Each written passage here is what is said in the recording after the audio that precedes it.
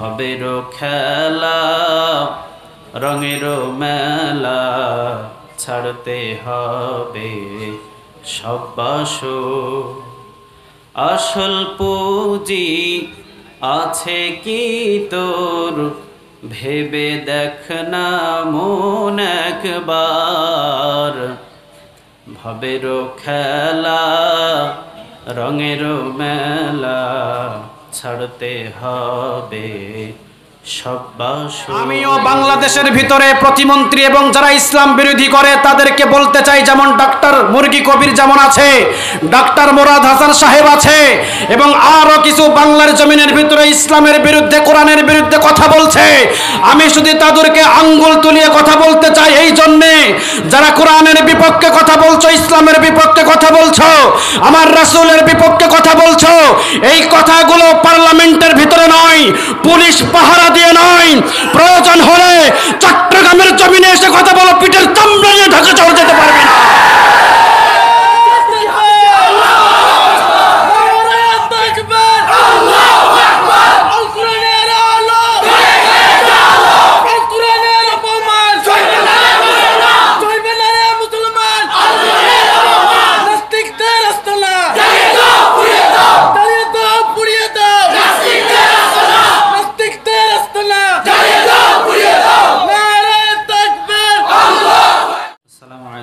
warahmatullahi ta'ala wabarakatuh. Innal hamdalillah nahmaduhu wa nasta'inuhu wa nastaghfiruhu wa nu'minu bihi wa natawakkalu alayhi wa na'udzu billahi min shururi anfusina ومن سيئات أعمالنا من يهده الله فلا مضل له ومن يضلل فلا هادي له فلن تجد له وليا مرشدا ونشهد أن لا إله إلا الله وحده لا شريك له والذي لا ضد له ولا ند له لا مثل له ولا مثيل له لا وزير له ولا كفيل له لا شبه له ولا شبيح له لا ولد له ولا والد له وهو الواحد الفرد الصمد لم يلد ولم يولد ولم يكن له كفوا أحد ونشهد أن سيدنا ونبينا وحبيبنا وبشيرنا ونذيرنا وطبيبنا وطبيب أرواحنا وحبيبنا وحبيب ربنا محمدا عبد الله ورسوله أرسله بالحق بشيرا ونذيرا وداعيا إلى الله بإذنه وسراجا منيرا أما بعد فقد قال الله تعالى في كلامه المجيد وفي فرقانه الحميد أعوذ بالله من الشيطان الرجيم بسم الله الرحمن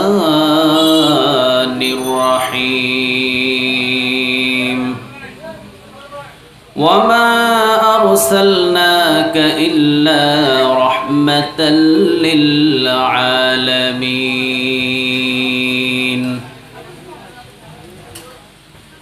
إن الله وملائكته يصلون على النبي يا أيها الذين آمنوا صلوا عليه وسلموا تسليما اللهم صل على محمد وعلى آل محمد كما صليت على إبراهيم وعلى آل إبراهيم إنك حميد مجيد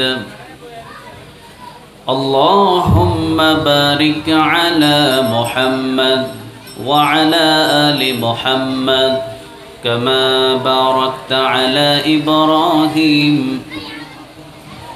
وعلى آل إبراهيم إنك حميد مجيد سبحان الله الحمد لله لا إله إلا الله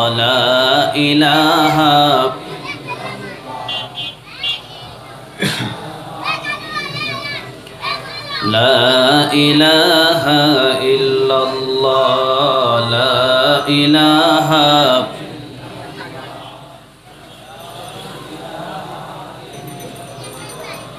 لا إله إلا الله لا إله إلا الله محمد رسول الله আপনারা সবাই কেমন আছেন? আলহামদুলিল্লাহ আমিও ভালো আছি, সুস্থ আছি। আমাদের সবাইরে ভালো রাখেন কে? সবাইরে সুস্থ রাখেন কে? আজকের এই প্রোগ্রামে যারা এসেছেন কোনো উদ্দেশ্য আছে কি আপনাদের? উদ্দেশ্য একটাই, কোরআন থেকে আমরা কিছু কথা শুনবো, ঠিক কিনা? এখন মানুষ খাবারের কোনো উদ্দেশ্যে কোনো জায়গায় জমাইত হয় না, এখন চাই মানুষ কোরআন থেকে সহি কথাগুলো শুনতে। বিসমিল্লাহির রহমানির রহিম। আজকে তারিখ কত বলেন তো? মনে আছে আপনাদের? আলহামদুলিল্লাহ। আজকের এই প্রোগ্রামে যিনি সভাপতিত্ব করছেন তিনি হলেন মাস্টার মোহাম্মদ নুরুল আমিন সাহেব, প্রতিষ্ঠাতা ও পরিচালক, কর্ণফুলী আইডিয়াল স্কুল, নতুন ব্রিজ, চট্টগ্রাম। আমার আগে যিনি আলোচনা করেছেন অত্যন্ত সুন্দর আলোচনা করেছেন, আলহামদুলিল্লাহ বলেন। মাওলানা মুজিবুল হক সাহেব, খতিব, জজকোট জামে মসজিদ, বান্দরবান। এর আগে যিনি আলোচনা করেছিলেন তিনি হলেন মাওলানা আব্দুল্লাহ আল মারুফ, সিনিয়র শিক্ষক, আজিজিয়া কাসেমুল উলুম মাদ্রাসা, ২০০০ চট্টগ্রাম। এর আগে যিনি আলোচনা করেছিলেন মাওলানা কারি তৌহিদুল ইসলাম, খতিব, কর্ণফুলী মেহেদি জামে মসজিদ, নতুন ব্রিজ, চট্টগ্রাম। আপনাদের এই চট্টগ্রামবাসীদের এলাকায় এসে প্রোগ্রাম করতে আমার কাছে খুব মজা লাগে, মানে কলিজার সাথে আমার কেমন জানি একটা টান পড়ে আছে এই চট্টগ্রামের ভিতরে, আলহামদুলিল্লাহ বলেন। চট্টগ্রামবাসীদের প্রোগ্রাম যখন মিস করি অথবা প্রোগ্রাম দিতে পারি না তখন একটা আফসোস লেগে যায়। অন্য কোনো ডিস্ট্রিক্টে তেমন আফসোস লাগে না, কিন্তু চট্টগ্রাম ডিস্ট্রিক্টে প্রোগ্রাম না দিতে পারলে আমার কলিজা একটা আফসোস লাগে। যাক, মহাব্বত নগর সমাজ উন্নয়ন সংস্থা, মহাব্বত নাম কি? সবাই বলেন মহাব্বত। ভালো লাগে না খারাপ লাগে? মহাব্বত করবেন। একজন মুসলমান আরেকজন মুসলমানকে মহাব্বত করবে, এটাই হলো ইসলাম, ঠিক কিনা? একজন মুসলমান আরেকজন মুসলমানকে কলিজার ভিতরে ভরে নেবে। একজন মুসলমান যদি বিপদে পড়ে আরেকজন মুসলমান পাশে দাঁড়াবে। দিস ইজ ইসলাম, এটাই ইসলাম। ইসলাম কখনো কাউকে মারামারি শিখায় না, ইসলাম কখনো কাটাকাটি শিখায় না, ইসলাম কখনো কোনো মানুষকে গুম করা শিখায় না, ইসলাম কখনো কোনো নিরপরাধ মানুষকে কারাগারে বন্দী করা এটা শিখায় না। চিল্লা বলা ঠিক কিনা? ইসলাম সহানুভূতি দেখায়। ইসলামের ভিতরে যতটা সহানুভূতি আছে পৃথিবীতে কোনো ধর্মে এতটা সহানুভূতি নাই। ইসলামে যারা পরিচালিত অর্থাৎ আমরা যারা মুসলিম, আমরা কখনো কারো কাছ থেকে সহানুভূতি শিখতে চাই না, বরং এই মুসলমানদের কাছ থেকে পৃথিবীর সবাই সহানুভূতি শিখতে হবে। চিল্লা বলো ঠিক কিনা? আমাদেরকে কোনো ধর্ম কি সহানুভূতি শিখাতে চাইবে? পারে? পারে না। আমরা মুসলমান, আমাদের কাছে আছে কোরআন, আমরা পৃথিবীর কারো কাছে মাথা নত করি না। আমরা একজনের কাছে সময় হলে লুটিয়ে পড়ি, বলেন তিনি কে?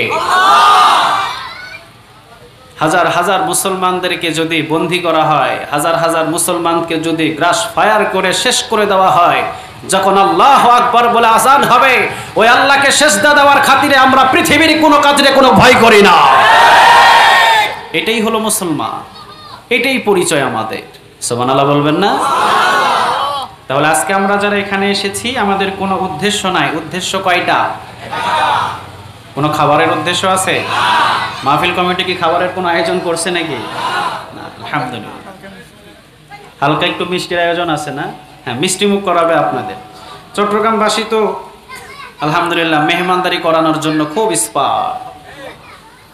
আপনারা খান কম, খাওয়ান বেশি, এটাও নবীর একটা অন্যতম সুন্নাহ। সুবহানাল্লাহ বলবেন না? রাসূল করিম সাল্লাল্লাহু আলাইহি ওয়াসাল্লামের কাছে ভিক্ষুকেরা হাত পাততেন, রাসূল পকেটে হাত দিয়ে যা পাইতেন সব দিয়ে দিতেন। সুবহানাল্লাহ বলবেন না? তা আপনাদের ভিতরে শিক্ষাটা আছে, আপনারা মেহমানদারি করাতে খুব পছন্দ করেন। চট্টগ্রামবাসীর মেহমানদারি যে পায় নাই, সে মেহমানদারি স্বাদই আজ পর্যন্ত পায় নাই। মেজবান আপনাদের এলাকায় আছে তো? হ্যাঁ, ফাতিহা আছে। অনেকে যে ভাই পানি চলে আসছে, ওই যে দেখেন। অন্যতম একটা খাবার আপনাদের এলাকায় হয়, আপনারা খাওয়াতে বেশ ভালোবাসেন। রাসূলও খাওয়াতে বেশ ভালোবাসতেন। যার সাথে শত্রু বেশি, রাসূল তাকে বেশি খাওয়াতেন। সুবহানাল্লাহ বলবেন না? যে রাসূলের বিরোধিতা বেশি করত তাকে বেশি সালাম দিতেন। যে রাসূলের বিরোধিতা বেশি করত তার জন্য হাত তুলে দোয়া করতেন। যে রাসূলের জন্য কাটা রাখতো রাস্তায়, রাসূল তার খেদমত করতেন। দিস ইজ ইসলাম, এটাই ইসলাম। আমরা কার কাছ থেকে শিখবো? পৃথিবীর কোনো মানুষ এই মুসলমানদেরকে শিক্ষা দিতে পারে না। মুসলমান শিক্ষা করে আল্লাহর কাছ থেকে, মুসলমান শিক্ষা করে আল্লাহ রাসূলের কাছ থেকে, ঠিক কিনা? মুসলমানের যে বাইন্ডিং একটা কিতাব আছে 30 পারা কোরআন, এই কিতাবটা পৃথিবীর কারো নয়। এই কিতাবটা মুসলমান যে কিতাবটা মানে মানুষ বানানো নয়, এই কিতাবটা কার? সবাই বলেন কার? আমরা যে আল্লাহ নামটা নিচ্ছি, প্রত্যেকবার আল্লাহ নামটার সাথে সাথে 40টা নেক আমল নামায় জমা হয়ে যাচ্ছে। যে বলছেন না তার অ্যাকাউন্টটা খালি থাকবে। এখন যদি আমি বলি ভাই 20টা টাকা করে আমি আপনাদের প্রত্যেকের মোবাইল অ্যাকাউন্টে ঢুকাইয়া দিব, এখানে এমন ভিড় জমাবে আমারও খুঁজে পাওয়া যাবে না, ঠিক না? কয় টাকা? 20 টাকার জন্য মারামারি, কিলাকিলি, 2-4টা লাশও পড়ে যেতে পারে। ওইটা তো নগদ, আর এইটা হলো বাকি। আমরা বড় চালাক জাতি, নগদের দিকে হাঁটি বেশি, কিন্তু বাকির কাছে নাই। খাইলে দোকানের আশপাশ দিয়ে হাঁটাও বন্ধ, ঠিক কিনা? আছে এরকম অভ্যাস? খাওয়ার সময় খুব ভালো ভালো মজার মজার কথা বলে খায়, দেখা গেছে 500-1000 টাকা বাকি হয়ে গেছে, ওই রাস্তা দিয়ে আর হাঁটে না, ঘোরায়া হাঁটে। 1 মাস নাই, ভুলে ভালে যদি কোনো দিন আসে এই রাস্তা দিয়া, কোনো দিন যদি ধরে আগামীকাল দিমু, আগামীকাল 1 বছরও আসে না। নো, প্রত্যেকবার আপনি আল্লাহ বলে ডাক দিচ্ছেন, আপনার আমল নামার ভিতরে, অ্যাকাউন্টের ভিতরে 40টা নেক আল্লাহ জমা করে দিয়েছে। এই যে সুবহানাল্লাহ বললেন, আসমান জমিনের খালি জায়গার নেক দিয়ে পূরণ করে আল্লাহ জমা করে দিয়েছে। এই কথাগুলো বলবেন। ইসলামের অনেক দামি দামি কিছু কথা আছে, পৃথিবীর কোনো ধর্মের ভিতরে এই ছোট্ট ছোট্ট শব্দ আপনি খুঁজে পাবেন না। আপনি হিন্দু ধর্মতে যান, আপনি বৌদ্ধ ধর্মতে যান, আপনি খ্রিস্টান ধর্মতে যান, আপনি যে কোনো ধর্মতে যান, তাদেরকে আপনি জিজ্ঞাসা করেন, আপনাদের ছোট্ট ছোট্ট শব্দ আছে, পড়তে কষ্ট হয় না, এমন কয়েকটা শব্দ বলেন তো দেখি, যে শব্দগুলো পড়লে আল্লাহ আপনাকে কিছু বোনাস দিয়ে দিবে, কিছু নেক দিয়ে দিবে। তারা বলবে আমাদের কিছু নাই, শুধু আছে যারা পণ্ডিত মশাই পড়ে তাদের কাছে, তারাই জানে, তারা যা বলে ওইটাই মানি, হাসা বলুক মিশা বলুক ওইটাই আমাদের ধর্ম। নাউজুবিল্লাহ। আর ইসলাম হলো এমন একটা ধর্ম, আপনার ঘরের ভিতরে আপনি কোরআন রাখতে পারবেন, আপনি পড়তে পারবেন, আপনি অর্থ পড়তে পারবেন, আপনি মুখস্থ করতে পারবেন। সুবহানাল্লাহ বলেন। এই ময়দানে আমি কথা বলছি, আমার প্রত্যেকটা কথা আপনারা বুঝেন, ঠিক কিনা? কোনো কথা যদি আমার মিস্টেক হয়ে, যদি ভুল হয়ে যায়, আপনারা ধরে ফেলতে পারবেন হুজুর মিস্টেক করছে। এটাই ইসলাম। সুবহানাল্লাহ বলবেন না? কিছুক্ষণ আগে আমার প্রিয় ভাই কথা বলেছেন, নাম হলো মাওলানা মুজিবুল হক সাহেব। ওনার যদি কোনো কথায় মিস্টেক হয়, আমি ছোট আলেম হলেও আমি ধরে ফেলতে পারবো। আমার কোনো কথাই যদি মিস্টেক হয়, আমার ভাই মুজিবুল হক তিনি ধরে ফেলতে পারবে। এটাই ইসলাম। ইসলাম সবার জন্য সমান। আমি শিখতে পারবো, আপনি পারবেন না, এটা ইসলাম নয়। আপনার ছেলে হাফেজ হতে পারবে, আপনার ছেলে কোরআনের হাফেজ হবে, বড় দার্শনিক হবে, বড় মুফতি হবে, মুহাদ্দিস হবে, রিকশা চালকের ছেলে মুফতি হবে, সারা দেশে বয়ান করে বেড়াবে। এটাই হলো ইসলাম। চিল্লা বলো ঠিক কিনা? ইসলাম কখনো মানুষের উঁচু স্থান দেখে না, বরং ইসলাম এমন একটা জিনিস যারা নিচু তাদেরকে সম্মান বেশি দেখায়। তো ইসলাম কখনো কোনো মানুষের কাছ থেকে কোনো কিছু শিখতে যায় না, আদর্শ শিখতে যায় না, সহানুভূতি শিখতে যায় না, বরং ইসলামের কাছে সবাই শিখতে আসে। আমরা কারো কাছে শিখতে যাব না, আমরা কারো কাছে শিখতে চাই না। ইসলাম এবং কোরআন হাদিস থেকে সবাই শিখতে চায়। যারা শিখতে চায় তাদের সাথে আমার সম্পর্ক আছে, যারা আমাদেরকে শিখাতে চায় সেই বিদেশিদের সাথে আমাদের কোনো সম্পর্ক না।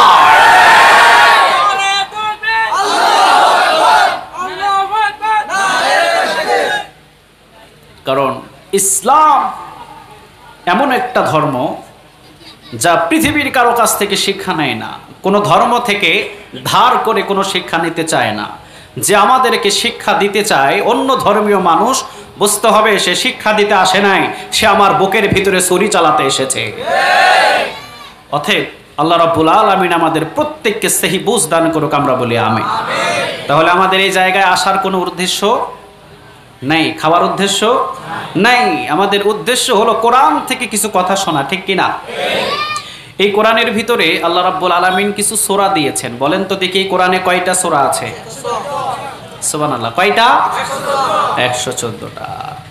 এই জায়গার ভিতরে অন্তত এমনও কিছু মুসলমান আছে 15টা সূরা মুখস্থ আছে। পাওয়া যাবে না? কথা কন না কেন? যাবে। আবার অনেকে আছে সূরাতুল ফাতিহা, এই জায়গার ভিতরে অনেকের মুখস্থ আছে। আপনি সূরাতুল ফাতিহা যদি একবার পড়েন, আল্লাহ কমসে কম 15 পারা কোরআন তেলাওয়াতের নেক আমল নামায় জমা করে দিবে। কিয়ামতের ময়দানে মানুষ আফসোস করবে। কি করবে বলেন তো দেখি? আফসোস করবে। মৃত্যুর পর মানুষ আফসোস করবে। মৃত্যুর পর বিশ্বনবীজি বললেন মানুষের কোনো আফসোস কাজে লাগবে না, যত আফসোস জীবিত থাকতে করতে হবে, ঠিক কিনা? মৃত্যুর পরে যদি আপনি আফসোস করেন কোনো কাজে আসবে? হ্যাঁ, কোনো কাজে আসবে না। আপনি মৃত্যুর পর দেখলেন আপনার সব সম্পদগুলো বন্টন হয়ে যাচ্ছে, আপনি আফসোস করলেন, ওই সম্পদ কি ফিরে পাওয়া যাবে? না, যাবে না। এই জন্য মৃত্যুর আগেই আফসোসগুলোকে পূরণ করা দরকার। কিন্তু মৃত্যুর পরে কোনো মানুষের আফসোস দিয়ে কোনো লাভ হবে না। মানুষ মৃত্যুর পরে কিছু আফসোস করে, ইন্না আনজারনাকুম আযাবান করিবা ইয়াওমা ইয়ানজুরুল মারউ মা কদ্দামাত ইয়াদাহু ওয়া ইয়াকুলুল কাফিরু ইয়া লাইতানি কুনতু তুরাবা। অনেকেরই আয়াতটা মুখস্থ আছে। কিয়ামতের ময়দানে সে বলবে হায় হায় আফসোস, আজকে যদি আমি মাটি হয়ে যেতাম। কি হয়ে যেতাম? সবাই বলেন কি হয়ে যেতাম? মাটি হয়ে যেতাম। কিরে ভাই, কিয়ামতের ময়দানে আপনি মাটি হতে চান কেন? দুনিয়াতে তো একটু পেটে ব্যথা হইলে আলবার্ট হাসপাতাল পর্যন্ত চলে যায়, ঠিক কিনা? যায় না? এরকম যায়। দুনিয়াতে আপনি অসুস্থ, আপনি দুনিয়াতে চিকিৎসার জন্য কত দাঁড়ে দাঁড়ে ঘোরেন একটু জীবিত থাকার জন্য। কিয়ামতের ময়দানে আপনি মাটি হতে চান কেন? ব্যাপারটা কি? নিশ্চয়ের ভিতরে কোনো কিন্তু আছে না নাই? কোনো কিন্তু অবশ্যই লুকায়িত আছে। এটা বলবেন কে? সবাই বলেন কে? কিয়ামতের ময়দানে প্রত্যেকটা মানুষ মাটি হতে চাইবে এই জন্যে, কারণ যখন তারা দেখবে জাহান্নামটাকে, যখন তার আমল নামাটা দেওয়া হবে, সে আমল নামার ভিতরে দেখবে শুধু গাঁজা, শুধু ইয়াবা, শুধু চোর, শুধু ডাকাত, শুধু মিথ্যা কথা, শুধু মিথ্যা রায়, আর অন্যায়ভাবে মুসলিম ছেলেদের উপরে তরসার করা। চিল্লা বলো ঠিক কিনা? সে অনেক কিছু দেখবে পাপাচার। সে চিন্তা করবে আজকে যদি কোনোভাবে আল্লাহর কাছ থেকে বেঁচে যাওয়া যায়, কিন্তু বাঁচা যাবে? কথা বলেন, বাঁচা যাবে? কিয়ামতের ময়দান থেকে কি আর একটা কোনো ময়দানে ঝাঁপিয়ে পড়ে সেখানে আড়াল হয়ে থাকা যাবে? যাবে না। ইমাম মেহেদী আলাইহিস সালাম তিনি দুনিয়াতে আসবেন, ঈসা আলাইহিস সালাম তিনি দুনিয়াতে আসবেন। ঈসা আলাইহিস সালামের বিপক্ষে যত মানুষ কাজ করবে, যখন ঈসা আলাইহিস সালাম জমিনের ভিতরে আসবেন, দাজ্জালের সৈন্যগুলো গাছের আড়ালে লুকাইতে চাইবে, গাছের জবান খুলে দিবে কে? সুবহানাল্লাহ বলবেন না? গাছ সেই দিন চিৎকার করে বলবে, ঈসা আলাইহিস সালাম কোথায় তুমি? দাজ্জালের সৈন্য আমার আড়ালে লুকায়িত আছে, শেষ করে দাও। ও মিয়া, জমিনের ভিতরেই তো যারা ইসলামের বিরোধী তারা পালায়িত করে থাকতে পারবে না, কিয়ামতের ময়দানে পারা যাবে? সবাই বলেন পারা যাবে? যাবে না, কেউ পারবে না। সে বলবে আমি যদি আজকে মাটি হয়ে যেতাম, হাই হাই আফসোস। ইন্নামা আমরু ইন্না আনজারনাকুম আযাবান করিবা ইয়াওমা ইয়ানজুরুল মারউ মা কদ্দামাত ইয়াদাহু ওয়া ইয়াকুলুল কাফিরু ইয়া লাইতানি কুনতু তুরাবা। Alas, if only I had become dust. সে মাটি হতে চাইবে। কেন? দুনিয়াতে তো মাটি হতে চায় না, এখনই আপনাকে মাটি করে দিব আমি। আপনি কি রাজি হবেন? কথা কন না কেন? আপনি বলবেন আমার ছেলে আছে, আপনি বলবেন আমার মেয়ে আছে, আপনি বলবেন আমার ছেলে সন্তান আত্মীয় স্বজন সব কিছু আছে, এখন যদি আমাকে মাটি করে দেওয়া হয় তাহলে আমি দুনিয়া থেকে শেষ আর কোনো দিন এই দুনিয়াতে আসবো না। না না, আমারে আপনি মাটি করিয়েন না, ঠিক কিনা? দুনিয়াতে কেউ মাটি হতে চায় না, কিন্তু কিয়ামতের ময়দানে সে নিজেই বলবে, ইয়া রব, আজকে যদি মাটি হয়ে যেতাম কতই না ভালো হতো, আল্লাহ আমারে মাটি করে দাও। ইবনে কাসিরের বর্ণনা এসেছে, কিছু মানুষ কিয়ামতের ময়দানে দেখবে গরু, ছাগল, হাঁস, মুরগি যতগুলো আল্লাহ মাখলুকাত বানিয়েছে, সব মাখলুকাত গুলো কিয়ামতের ময়দানে উঠাবে কে? সবাই বলেন ওয়ানুফিখা ফিস সূরি ফাইযা হুম মিনাল আজদাসি ইলা রাব্বিহিম ইয়ানসিলুন ক্বালু ইয়া ওয়াইলানা মান বা'আতানা মিন মারকাদিনা হাযা মা ওয়া'আদার রহমান ওয়া সাদাকাল মুরসালুন। এই কথাটা কার? সূরা ইয়াসিনে বলেছেন সব কিছু সেই দিন কিয়ামতের ময়দানে হাজির হবে। কার হুকুমে বলেন তো দেখি? একটা গরু, সেটাকেও আল্লাহ হাজির করবেন। যেই গরুর শিং অনেক লম্বা ছিল তাকেও হাজির করবেন, এবং যেই গরুর শিং অনেক ছোট ছিল সেইটারেও কিয়ামতের ময়দানে হাজির করবে কে? বড় শিংওয়ালা গরু, যার শিং নাই, তারে বিনা অপরাধে একটা ঘোষা দিয়েছে, একটা ঢিস দিয়েছে, একটা গোতা দিয়েছে। আল্লাহ কিয়ামতের ময়দানে এটার প্রতিশোধ নেওয়ার জন্য তাদেরও বিচারের ফাইসালা করবে। চিল্লা বলেন আল্লাহু আকবার। ইনসাফের বিচার করেন কে? সবাই বলেন আল্লাহ। পৃথিবীর কোন জায়গায় যদি আপনি ইনসাফের বিচার না পান, একজনের কাছে পাবেন, বলেন তিনি কে? আল্লাহ। এই জন্যে একটা গরু আরেকটা গরুকে ঢুসা দেবে, একটা গরু আরেকটা গরুকে গুতা দেবে, সব বিচার শেষ। আল্লাহ ইন্নামা আমরুহু ইযা আরাদা শাইআন আইয়াকুলা লাহু কুন ফায়াকুন। আল্লাহ বলবেন, বলতে দেরি হইতে দেরি নাই, আল্লাহ বলবে যা, সবাই মাটি হয়ে যা। সব মাখলুকাত, এই গরু বলেন, হাঁস বলেন, হাতি বলেন, যা আছে সবগুলো নিমিষে মাটি হয়ে যাবে। সুবহানাল্লাহ। এইটা দেখতে পাবে সমস্ত কাফেরগুলো, দেখে বলবে হায় হায় আফসোস, আজকে যদি তাদের মতো আমাকেও মাটি করে দেওয়া হতো আল্লাহর দরবারে, আজকে আমাকে হিসাব দেওয়ার জন্য দাঁড়ানো লাগতো না। আফসোস করবে। আচ্ছা বলেন, সেই দিন আফসোস করে কোনো লাভ হবে? কথা বলেন, লাভ হবে? আমল নামার ভিতরে দেখবে শুধু গোনা আর গোনা, আমল নামার ভিতরে কোনো কিছু নাই, শুধুমাত্র গোনা আর গোনা। আর কিয়ামতের ময়দানে যদি দেখেন আপনারা আমল নামার ভিতরে এইরকম একটা কোরআনের মাহফিল, খুশি হবে কি হবে না? খুশি আনন্দে ভরে যাবে। আল্লাহ রাব্বুল আলামিন কিয়ামতের ময়দানে শুধু ওসিলা খুঁজবে, সুবহানাল্লাহ বলেন। কিয়ামতের ময়দানে শুধু ওসিলা খুঁজবে, আমার বান্দারে কিভাবে ওসিলা করে জান্নাতে দিয়ে দেওয়া যায়। আমলনামাগুলো একের পর এক আল্লাহ রাব্বুল আলামিন বাইন্ডিং করলে আল্লাহ রাব্বুল আলামিন একের পর এক খুলবেন এবং দেখবেন আমলনামার ভিতরে কোনো ছোট্ট নেক আমল আছে কিনা। যদি এইরকম একটা কোরআনের মাহফিল আল্লাহ রাব্বুল আলামিন হয়তোবা আমলনামার ভিতরে পেয়ে যায়, আল্লাহ রাব্বুল আলামিন বলবেন, চারে বান্দা কোরআনের মহব্বতে একদিন বসেছিলি, এইটার ওসিলায় তোরে মাফ করে দিলাম। আমরা দুনিয়ার জন্য নয়, আমরা বসেছি আখিরাতে মাফ পাওয়ার জন্য, ঠিক কি না? এখানে খাবার জন্য কেউ আসি নাই ভাই, এখানে কোনো বিনিময়ে টাকা নেওয়ার জন্য আসি নাই। এসেছি আখিরাতের একটা আমার অ্যাকাউন্ট আছে, ওই অ্যাকাউন্টে কিছু নেক জমা করার জন্য, ঠিক কি না? এই কোরআনের ময়দানে বসলে আল্লাহ কয়েকটা লাভ দেয়, সুবহানাল্লাহ বলবেন না? যারা এই কোরআন শুনে তাদের সম্মান মর্যাদা বাড়িয়ে দেয় কে? আল্লাহ। আরো জোরে বলেন কে? আল্লাহ। অতএব আফসোস গুলো হবে কিয়ামতের ময়দানে। ওই আফসোসটা আমরা কিয়ামতে করব না, আফসোসটা করব আজকে দুনিয়ায় বসে। রাজি আছেন সবাই? আশেপাশে অনেক ভাই আছে কোরআনের ময়দানটাতে আসতে পারে নাই, আছে না নাই? এলাকার ভিতরে কি ভাইরা নাই? তারা যদি এই ময়দানে আসতো জায়গা দেওয়া যাবে? কথা বলেন, যাবে? যাবে না, জায়গা দেওয়া যাবে না। অনেকে মনে হয়েছে কি হবে এই কোরআনের ময়দানে গেলে। আরে ভাই, এই কোরআনের ময়দানে গেলে আপনার সমস্ত গুনাহও আল্লাহ মাফ করে দিতে পারে। আমাদের গুনাহ নাই এমন কোন মানুষ আছে? কে আছে বলেন তো দেখি, আমার গুনাহ নাই? আছে এরকম? নাই। সবার গুনাহ আছে, গুনাহ ছাড়া কোনো মানুষ নাই। শুধু গুনাহ নাই নবীদের, সুবহানাল্লাহ বলবেন না? নবীরা কোনো গুনাহ করতেন না, মাসুম। অথচ নিজেও তিনি দোয়া করতেন আল্লাহর কাছে, ইয়া রব, আমার যদি ভুলবশত কোনো গুনাহ হয়ে যায় তুমি মাফ করে দিও। কিন্তু আমাদের এই চিন্তা কি আছে? কথা বলেন, আছে? কিয়ামতের ময়দানে যে প্রথম আফসোস হবে, আফসোসটা ইয়া রব আমারে মাটি করে দাও। আমলনামা দেখবে, আমলনামার ভিতরে কোনো নেক নাই, আমলনামার ভিতরে কোনো তাফসীরুল কোরআন মাহফিল নাই, আমলনামার ভিতরে কোনো নামাজ নাই, কোনো রোজা নাই, কোনো তাসবিহ নাই, কোনো তেলাওয়াত নাই। সে বলবে আল্লাহ আমারে আজকে তুমি মাটি করে দাও। যদিও আফসোস করে বলে মাটি করে দাও, মাটি করে দেওয়া হবে। সবাই বলে হবে? হবে না, মাটি করা হবে না। আল্লাহ বলবে তাড়াতাড়ি আয়, আয় তাড়াতাড়ি আয়। সেই দিন পালানোর কোনো জায়গা কিয়ামতের ময়দান থেকে পাবেন না, চিল্লা বলো ঠিক কিনা? সেই দিন মনে হবে আজকের এই মাহফিলের কথা, মনে হবে যদি একটা ঘন্টা কোরআনের ময়দানে কাটাতাম, 500 কবুল হওয়া নফল নামাজের নেক আমল নামায় জমা করে দিত কে?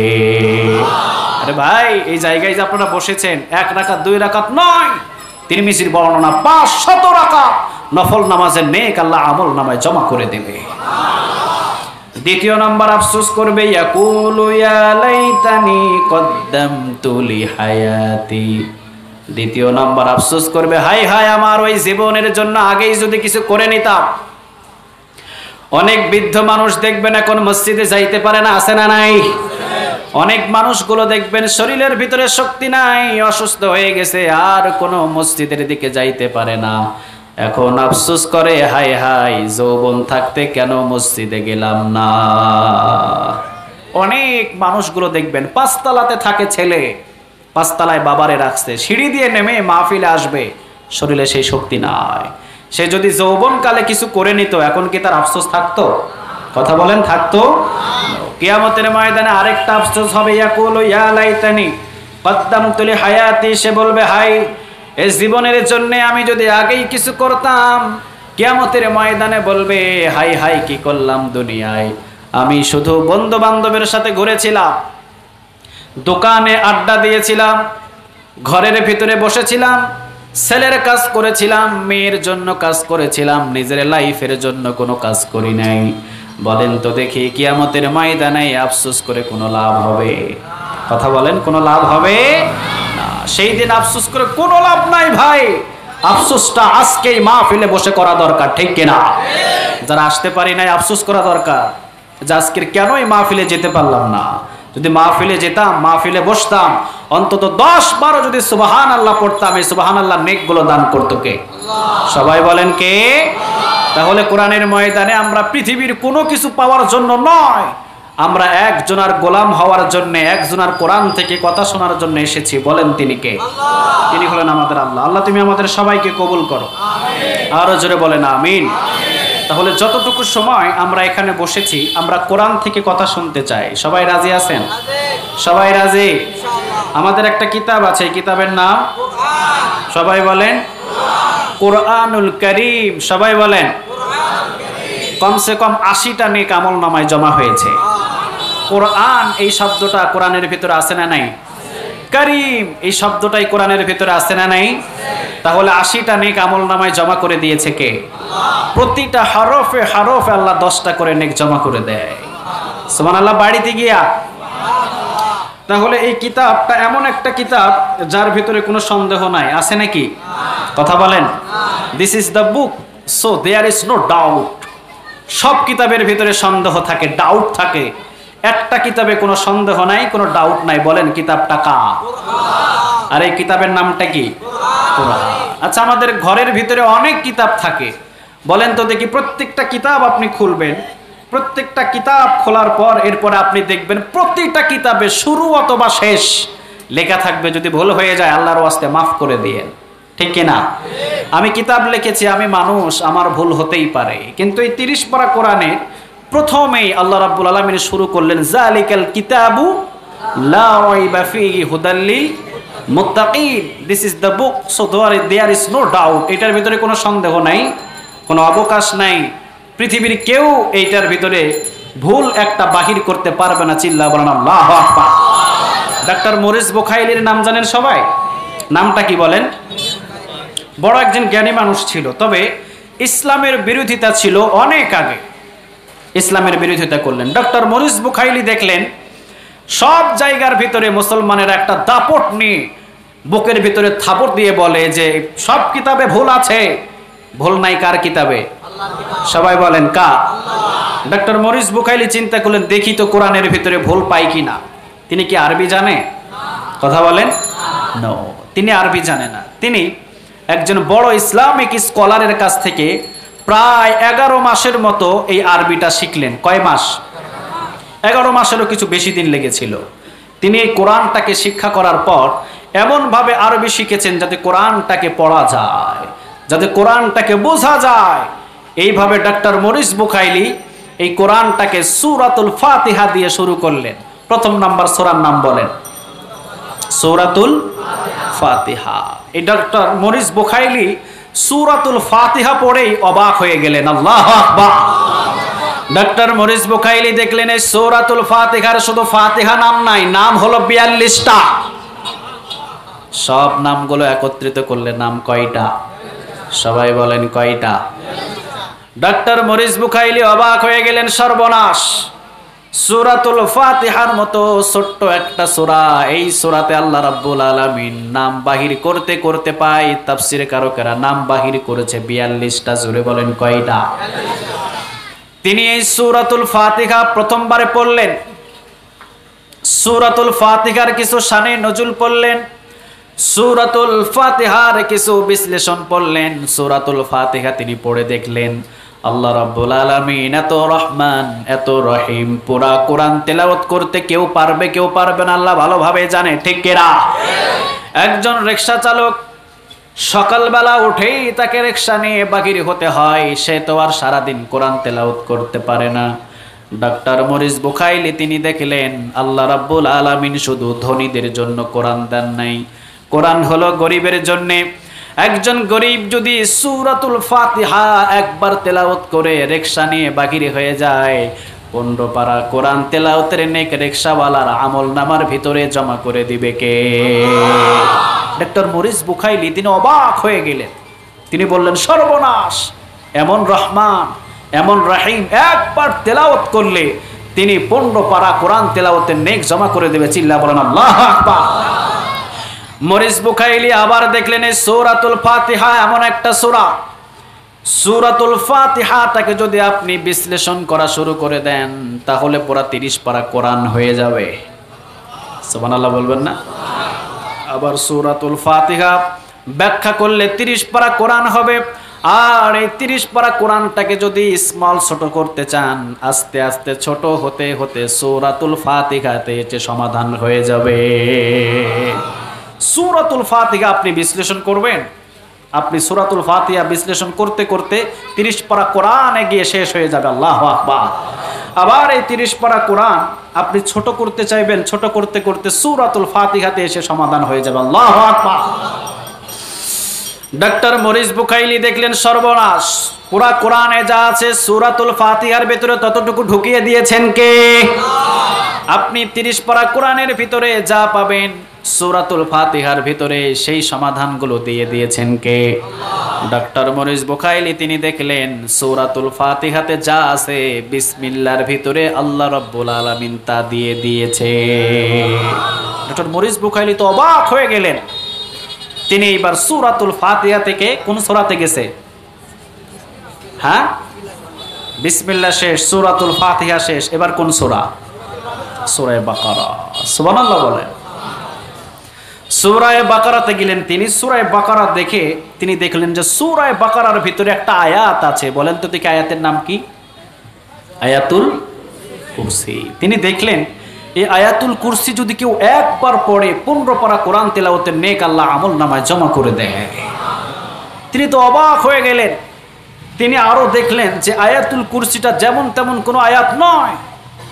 প্রত্যেক ফরজ নামাজের পর যদি কোনো মুসলমান আয়াতুল কুরসিটা পড়ে, মৃত্যুর আগেই তাকে জান্নাত দেখিয়ে দেওয়া হয়। রাসূল বললেন যে আয়াতুল কুরসি প্রত্যেক ফরজ নামাজের পরে পড়বে। জোরে বলেন কোন নামাজ? প্রত্যেক ফরজ নামাজের পর যে আয়াতুল কুরসি পড়বে, আল্লাহ রাব্বুল আলামিন বলেন ওই লোকটা জান্নাতে চলে যায়। শুধু মৃত্যুটা জান্নাতে যাওয়ার জন্য বাধা হয়ে থাকে, মরলেই জান্নাতে ঢোকায়া দিবে কে? ডক্টর মরিস বুখাইলি অবাক হয়ে গেলেন, সর্বনাশ। শুরু করলেন আলে ইমরান, পড়তে পড়তে তিনি গেলেন সূরা আল লুকমানে। কোন সূরা? সবাই বলেন সূরা আল লুকমান। তিনি দেখলেন লোকমান ছিল একজন জ্ঞানী মানুষ, একজন ওয়ালি, জবরদস্ত একজন ওলি ছিলেন তিনি। এই সূরা লোকমান তিনি বিশ্লেষণ করা শুরু করলেন। তিনি দেখলেন লোকমান তিনি সুন্দর ছিলেন না মানুষ, তার পা ছিল ফাটা। লোকমানের পা ছিল কি? ফাটা। লোকমান ইবনে কাসিরের বর্ণনায় লোকমান আলাইহিস সালামের কাছে 2 জন ফেরেশতা এসেছিলেন। জোরে বলেন কয়জন? আবার অন্য বর্ণনায় বলেন একজন, অন্য বর্ণনায় আবার 2 জন ফেরেশতা এসে লোকমান আলাইহিস সালামকে বললেন, লোকমান, আল্লাহ রাব্বুল আলামিন 2টা জিনিস আমাদেরকে নিয়ে পাঠিয়েছেন। জোরে বলেন কয়টা? একটা হলো নবুয়ত আর একটা হলো হিকমত। তো লোকমান আপনি যেইটা গ্রহণ করবেন আল্লাহ রাব্বুল আলামিন সেইটা আপনাকে দান করে দিবে। লোকমান আলাইহিস সালাম বললেন আমি হিকমত চাই। কি চাই বলেন? সবাই বলেন কি চাই? হিকমত। হিকমত যেমন কোনো জিনিস নয় ভাই, অনেক দামি একটা জিনিস এই হিকমত। লোকমান আলাইহিস সালামের হিকমতের কথা শুনে ডক্টর মরিস বুখাইলি অবাক হয়ে গেলেন। চিল্লা বলেন আল্লাহু আকবার। একটা হিকমতের কথা শুনলেন তিনি, সেখানে পড়লেন। হিকমতটা হলো লোকমান আলাইহিস সালামের ছেলেরা বললেন, আব্বু আপনি তো প্রত্যেকটা জায়গায় মাহফিল করেন, আপনি তো প্রত্যেকটা জায়গায় বয়ান করেন, ওয়াজ করেন, আপনার বয়ান শোনার জন্যে হাজার হাজার মানুষগুলো সমবেত হয়ে যায়। আব্বু আপনি কি আমাদের ওয়াজ করবেন না? আমরা ছেলে হয়ে কি আমার বাবার কাছ থেকে নসিহত শুনতে চাই না? লোকমান আলাইহিস সালাম বললেন ঠিক আছে তোমরা বসো। লোকমান আলাইহিস সালাম তার ছেলেকে বসালেন। সব ছেলেরা বসলো। লোকমান আলাইহিস সালামের হাতের ভিতরে একটা শুলি ছিল, একটা ঝুলি ছিল, একটা পকেট ছিল। আপনারা কি বলেন এইটারে?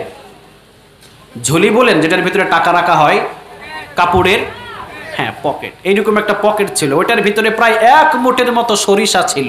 কি ছিল? সরিষা। লোকমান আলাইহিস সালাম তার ছেলেদেরকে একটা করে নসিহত করে, একটা করে সরিষা বাহির করে রাখে। 1 মুঠ সরিষা, সমস্ত সরিষা শেষ হয়ে গেল, লোকমান আলাইহিস সালামের ওয়াজ শেষ হয় নাই। চিল্লা বলেন আল্লাহু আকবার। কত নসিহত জানেন এই লোকমান। সাধারণ হিকমতওয়ালা মানুষ নয়, তিনি অসাধারণ একটা হিকমতওয়ালা মানুষ। চিল্লা বলেন আল্লাহু আকবার। লোকমানের এই হিকমতগুলো দেখে ডক্টর মরিস বুখাইলি অবাক হয়ে গেলেন তিনি। এরপরে সূরা ইনফিতর পড়লেন। সূরা জিন পড়লেন, সূরা ইয়াসিন পড়লেন, সূরা আর রহমান পড়লেন। সব সূরাগুলো পড়ে পড়ে লোকমান আলাইহিস সালামের উদ্দেশ্য ছিল একটা। জোরে বলেন কয়টা? প্রথম নাম্বার উদ্দেশ্য হলো লোকমান আলাইহিস সালাম এই কোরআনের ভুল ধরবে। কিন্তু লোকমান আলাইহিস সালামের হিকমতটা শুনে ডক্টর মরিস বুখাইলির একটা উদ্দেশ্য হলো, লোকমান আলাইহিস সালাম যেহেতু জীবনের ভিতরে এতটা হিকমতওয়ালা মানুষ, দেখা যায় কোরআনের ভুল ধরার জন্য ডক্টর মরিস বুখাইলি চিন্তা করলেন দেখি কোরআনের ভুলটা ধরা যায় কিনা। কিন্তু ডক্টর মরিস বুখাইলি চিন্তা করে দেখলেন যে কোরআনের ভুল ধরতে গিয়ে ওয়াল্লাহি আল্লাহর কসম কোরআনটাই ডক্টর মরিস বুখাইলির জীবনের সমস্ত ভুলগুলো ধরে দিয়েছে। ও মিয়া, এই কোরআনের ভুল ধরতে গিয়ে কোরআন তার জীবনের সমস্ত ভুলগুলো ধরিয়ে দেয়। চিল্লা বলেন আল্লাহু আকবার। অতএব কি বিশ্বাস হয় কোরআনে কোনো ভুল নাই? কথা বলেন, বিশ্বাস হয়? কথা বলেন, হয়? হয়। এই কোরআনে কি কোনো ডাউট আছে? কোনো ভুল আছে? পৃথিবীর সব জায়গায় ভুল থাকতে পারে, কিন্তু এই 30 পারা কোরআনের ভিতরে কোনো ভুল নাই। চিল্লা বলো ঠিক কিনা? আল্লাহ রাব্বুল আলামিন বললেন, পবিত্র কোরআন আমি তোমাদেরকে দিলাম। ইন্নাহু লাকুরআনুন কারীমুন ফি কিতাবিম মাকনুন। কথাটা কার? সবাই বলেন কার? আল্লাহ রাব্বুল আলামিন বললেন, বান্দারে পবিত্র কোরআন আমি আল্লাহ রাব্বুল আলামিন তোমাদেরকে দিয়েছি। কোরআনের সম্মান অনেক উপরে, বান্দা তোমরা এই কোরআনটারে সম্মান করো। সুবহানাল্লাহ বলবেন না? ইন্নাহু লাকুরআনুন কারীম, এই কোরআনটা সম্মানিত কিতাব হিসাবে বানিয়েছে কে? আল্লাহ। আপনি যদি এই কোরআনটাকে টাচ করেন আপনার সম্মান বাড়বে না কমবে? সবাই বলেন, বাড়বে না কমবে? আপনাদের এলাকায় মসজিদের ইমাম আছে? কথা বলেন, আছে? ইমামের সম্মান কম না বেশি? কেন বেশি? সম্পর্ক কার সাথে বেশি? এই কোরআনের সাথে। বিবাহ করবেন আপনি, যৌতুক নেবেন আপনি, বিবাহ করার পরে মহরানার টাকা দিবেন আপনি, আপনার বিবির সমস্ত খরচ চালাবেন আপনি, আপনার বিবি রান্না করে ইমাম সাহেবরে খাওয়াবে। সুবহানাল্লাহ বলবেন না? খাওয়ায়, এরকম খাওয়ায়? আছে? আছে? সব করবেন আপনি, আর ভালো ভালো রানগুলো ইমাম সাহেব খাবে। এই সম্মানটা দিয়েছে কে? সবাই বলেন কে? এই জন্য আল্লাহ বলেন, ইন্নাহু লাকুরআনুন কারীম ফি কিতাবিম মাকনুন। যেমন তেমন কোন কিতাব নয় রে বান্দা, এই কোরআনটা হলো একটা সম্মানিত কিতাব। সম্মানিত কিতাবের সাথে সম্পর্ক যদি করেন সম্মানটারে বাড়ায় দিবে কে? আবার এই কোরআনটা হলো একটা পবিত্র কিতাব নাকি অপবিত্র? সবাই বলেন পবিত্র। এত পবিত্র, আপনার ওযু যদি না থাকে কোরআন আপনাকে বলবে ডোন্ট টাচ মি, আমাকে টাচ করবা না। সুবহানাল্লাহ বলবেন না? লা ইয়ামাসসুহু ইল্লাল মুতাহহারুন। এই কথাটা কার? সবাই বলেন। আল্লাহ বলেন এটা পবিত্র কিতাব, এটা সাধারণ কোনো কিতাব নয়। এই পবিত্র কোরআনটাকে যদি আপনি টাচ করতে চান, আগে আপনাকে দেখতে হবে আপনার ওযু আছে কিনা, আপনাকে দেখতে হবে আপনি পবিত্র কিনা। আপনার গোসল যদি ফরজ হয়ে থাকে, আপনি যদি নাপাক হয়ে থাকেন, কোরআন আপনাকে বলছে ডোন্ট টাচ মি, আমাকে টাচ করবা না। আর যখন আপনি পবিত্র আপনি ধরেন, কোনো অসুবিধা আছে? কথা বলেন, কোনো অসুবিধা আছে? আছে না, কোনো অসুবিধা নেই। তাহলে এই কোরআনটা এমন একটা কিতাব, পবিত্র থাকাকালীন টাচ করা যায়, আর অপবিত্র থাকলে সবাই বলেন টাচ করা যায় না। পবিত্র কোরআনটাকে যদি কেউ মূর্তির পায়ের নিচে ফালায়, বোঝা যায় কলিজাদের, মুসলমানদের কলিজার ভিতরে আগুন লাগিয়ে দেয়। চিল্লা বলো ঠিক কিনা? কারণ এই কোরআনটা সাধারণ কোনো কিতাব নয়, অনেক সম্মানিত একটা কিতাব। পৃথিবীর যত মানুষ আছে সমস্ত মানুষদেরকে এক পাল্লায় দিয়ে দিবেন, কোরআনটাকে আর এক পাল্লায় দিয়ে দিবেন। ওয়াল্লাহি এই কোরআনের সম্মান আর মর্যাদা বেশি হয়ে যাবে। এত পবিত্র একটা কোরআন, এত সম্মানিত একটা কোরআন, যারা অসম্মান করেছে মুসলমানদের কলিজায় আগুন লাগিয়ে দিয়েছে। আল্লাহ তুমি তাদেরকে হেদায়েত দান করো। আরো জোরে বলেন আমিন। এই জন্য আল্লাহ রাব্বুল আলামিন বললেন, বান্দার এই কোরআনটা হলো এমন একটা কিতাব, আমি আল্লাহ রাব্বুল আলামিন তোমাদেরকে দিয়েছি মানুষদেরকে অন্ধকার থেকে আলোর পথের দিকে নিয়ে আসতে পারে একটা কিতাব। বলেন এই কিতাবের নাম কোরআন। কিতাবুন আনজালনাহু ইলাইকা লিতুখরিজান নাসা মিনাজ যুলুমাতি ইলান নূর। কথাটা কার? অন্ধকার থেকে আলোর পথের দিকে নিয়ে যায় 30 পারা কোরআন। সুবহানাল্লাহ বলবেন না? পৃথিবীর যত পথ আছে সব পথগুলো কি আলোকিত না অন্ধকার? সবাই বলেন। আর যার কাছে কোরআন আছে এই পথটা কোন পথ?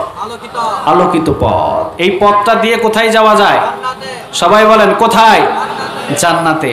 আর যত পথ আছে সমস্ত পথগুলো অন্ধকার পথ। এই অন্ধকার পথ দিয়ে যদি আপনি যান কোথায় যাবেন? জাহান্নামটা কি আলোকিত না অন্ধকার?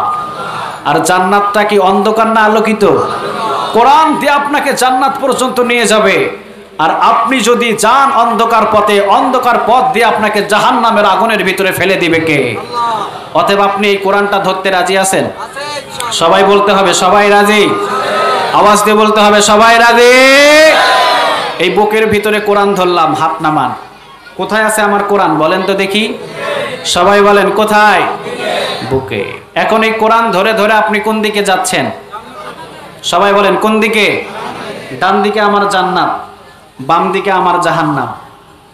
আপনারা বুঝছেন কথা? এই দিকে আমার কি? এই দিকে আমার কি? জাহান্নাম। আমি কোরআনটা ধরে কোন দিকে যাই? সবাই বলেন কোন দিকে? জান্নাতের দিকে। হঠাৎ 36 রাইফেল নিয়ে 5 জন আমার সামনে দাঁড়িয়েছে। কয়জন? সবাই বলেন কত রাইফেল? 36 রাইফেল নিয়ে 5 জন আমার সামনে দাঁড়িয়েছে। একজন মাথায়, একজন বুকে, একজন পিছনে, একজন বাম দিকে, একজন ডান দিকে। সবারটা আমার শরীরের সাথে লাগানো। হাতে আমার কি? সবাই বলেন হাতে আমার কি? কোরআন। কোরআনটা বুকের ভিতরে। এই 5 জন 36 রাইফেল দিয়ে 5 জনেই বলছে মাহমুদুল হাসান কোরআনটাকে এখন ছেড়ে দিতে হবে। বলেন যদি ছেড়ে দিই জান্নাতে যাওয়া যাবে? সবাই বলতে হবে জান্নাতে যাওয়া যাবে। তাহলে বলতে হবে কোরআনটা বুকের ভিতরে ধরে যদি 36 রাইফেল আমার বুকের সাথে লাগিয়ে যদি আমাকে হুমকি দেয়, ধমকি দেয়, হুমকি আর ধমকি খেয়ে 36 রাইফেলের বুলেটের গুলি বুকের ভিতরে নিয়ে কোরআনটা ধরে জান্নাতে যেতে হবে।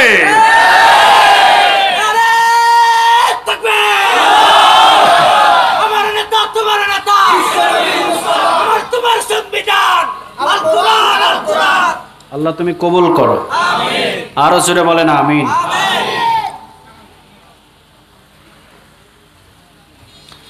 এই কোরআনের ভিতরে 114টা সূরা। আজকে আমরা কথা শুনবো 21 নাম্বার সূরা থেকে। কত নাম্বার? সবাই বলেন। অল্প কিছু সময় কি আমাকে দেওয়া যাবে? সবাই বলেন দেওয়া যাবে। কোরআনটা কতটুকু সম্মানিত একটা কিতাব এ বিষয়ে আমরা অল্প কিছু কথা শেয়ার করেছি। এখন আমরা মূল আলোচনায় যেতে চাই। এই কোরআনের ভিতরে সূরা কয়টা? সবাই বলেন কয়টা? 114টা। প্রথম সূরার নামটা বলেন। শেষ সূরার নামটা বলেন। সূরায়ে নাস। যে প্রথম সূরা সূরাতুল ফাতিহা, এরপরে একটা সূরা আছে সূরায়ে বাকারা। এরপরের সূরার নাম কি? সূরায়ে আলে ইমরান। আমাদের পরিচিত একটা সূরা আছে সূরায়ে কাফিরুন। সূরায়ে কাফিরুন যদি কেউ একবার পড়েন 7.5 পারা কোরআন তেলাওয়াতের নেক আমলনামায় জমা করে দেবে। সূরায়ে ইখলাস যদি আপনি পড়েন কয় পারা? সবাই বলেন কয় পারা? 2 বার পড়লে, 3 বার পড়লে পুরা কোরআন তেলাওয়াতের নেক আমলনামায় জমা করে দেয় কে? তো আজকে আমরা যে সূরা থেকে কথা শুনবো সূরায়ে আম্বিয়া। কোন সূরা? ক্রমিক নাম্বার। সবাই বলেন ক্রমিক নাম্বার। আয়াত নাম্বার 107। আয়াত নাম্বার কত? 107। সবার মুখস্থ থাকবে? সবাই বলেন সবার মুখস্থ থাকবে। আল্লাহ বলছেন ওয়ামা আরসালনাকা ইল্লা রাহমাতাল লিল আলামিন। আবার বলেন ওয়ামা আরসালনাকা ইল্লা রাহমাতাল লিল আলামিন। এই কথাটা কার? সবাই বলেন কথাটা কার? O prophet, I have sent you as a mercy to the world. সুবহানাল্লাহ বলেন। ও মুহাম্মদ সাল্লাল্লাহু আলাইহি ওয়াসাল্লাম, আমি আপনাকে সারা বিশ্বের জন্য রহমত স্বরূপ প্রেরিত করেছি। রহমত স্বরূপ প্রেরিত করেছেন কে? আমাদের ঘরের ভিতরে আমাদের মা আছে, বাবা আছে, ছেলে আছে, মেয়ে আছে, বিবি আছে, হাত আছে, পা আছে, চোখ আছে, কান আছে, টাকা আছে, ব্যাংক ব্যালেন্স সব কিছু আছে। যা কিছু আল্লাহ দিয়েছে সবগুলোর চাইতে বড় দয়া এবং মায়া হলো আখিরি জামানার পয়গম্বরের উম্মত হতে পেরেছি। সবচেয়ে বড় পাওয়া আমাদের এইটা, সুবহানাল্লাহ বলে। এর চাইতে বড় কিছু পাওয়া আমরা আর পাই নাই, ঠিক কিনা? তাহলে আল্লাহ রাব্বুল আলামিন কি বলছেন? ওয়ামা আরসালনাকা ইল্লা রাহমাতাল লিল আলামিন, আমি আপনাকে বিশ্ব জগতের জন্য রহমত স্বরূপ প্রেরিত করেছি। চিল্লা বলেন আল্লাহু আকবার। দুনিয়াতে আসলেন তিনি, আসার সময় দুনিয়াতে যখন জন্ম নিলেন তখনও রহমত। হালিমাতুস সাদিয়ার ঘরের ভিতরে গেলেন তখনও রহমত। দুনিয়াতে যতদিন থাকলেন তখনও রহমত। দুনিয়া থেকে বিদায় হয়ে গেলেন, এখনো রহমত আছে না নাই? কিয়ামত পর্যন্ত এই রহমত অটল রাখবেন কে? সবাই বলেন কে? তিনি কুরাইশ বংশে জন্ম নিলেন। কোন বংশে?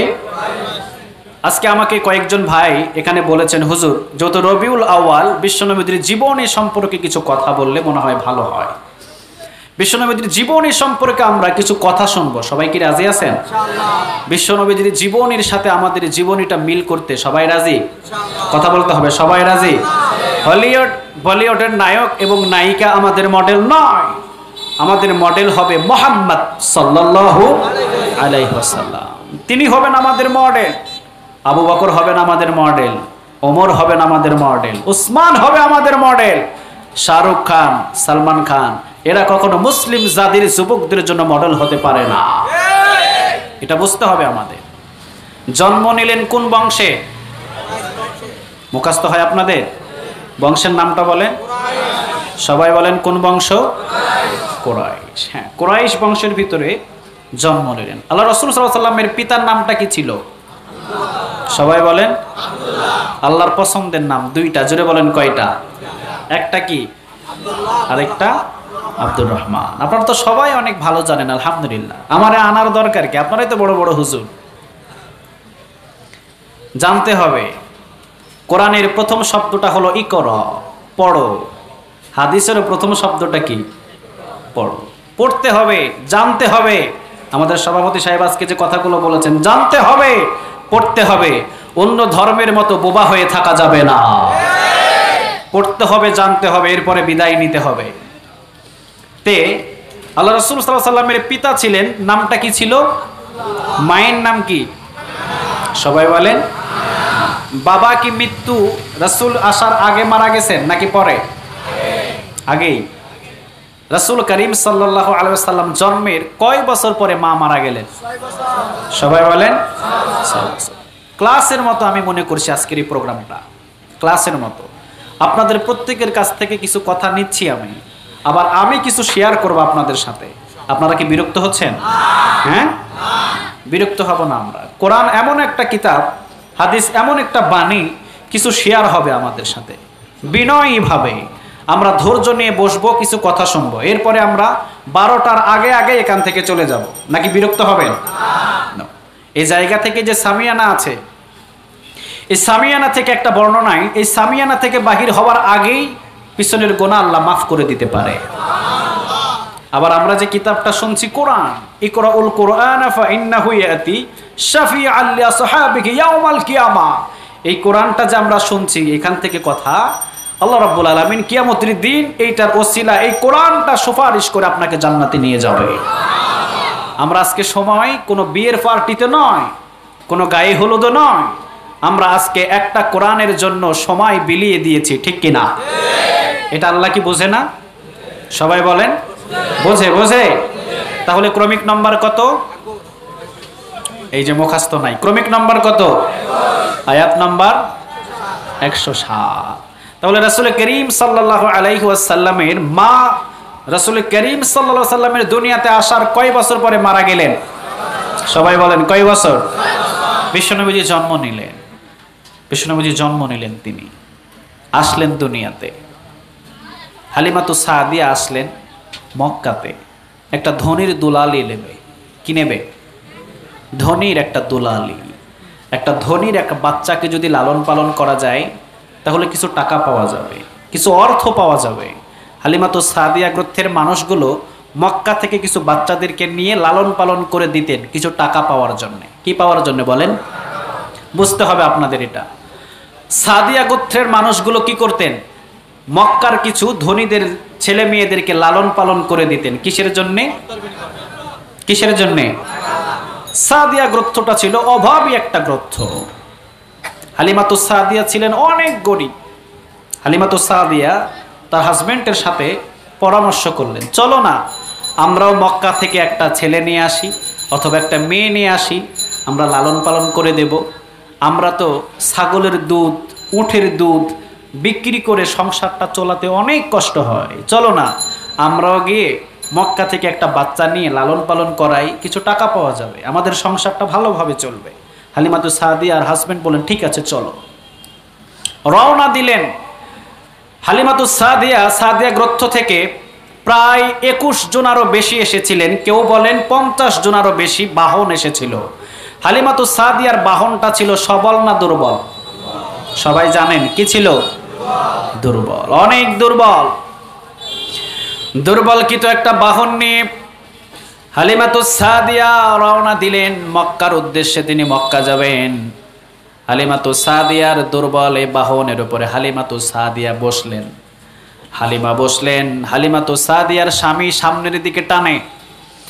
আবার কিছু দূর যাওয়ার পর হালিমাতুস সাদিয়ার স্বামী উঠের উপরে বসে, হালিমাতুস সাদিয়া তিনি টানে। দুর্বল, দুইজনকে নিয়ে টেনে টেনে যেতে পারে না। দেখলেন যে হালিমাতুস সাদিয়া যাওয়ার আগেই 6 ঘন্টা আগে, কয় ঘন্টা? সবাই বলেন 6 ঘন্টা আগে হালিমাতুস সাদিয়ার আশেপাশের প্রতিবেশীরা সব ধনীর দুলালিদেরকে নিয়ে ফেরত চলে আসছে। হালিমাতুস সাদিয়া ঢুকতেই পারে নাই, এখনো বাহনও নিয়ে ঢুকতে পারে নাই। স্বামী বললেন গিয়ে আর লাভ নাই, চলো আমরা ফিরে যাই। হালিমাতুস সাদিয়া বললেন না, অন্তত একবার ঘুরে আসি না, দেখে আসে না, দেখি কিছু পাওয়া যায় কিনা। হালিমাতুস সাদিয়া ঘোরাঘুরি করলেন, কেউ নাই।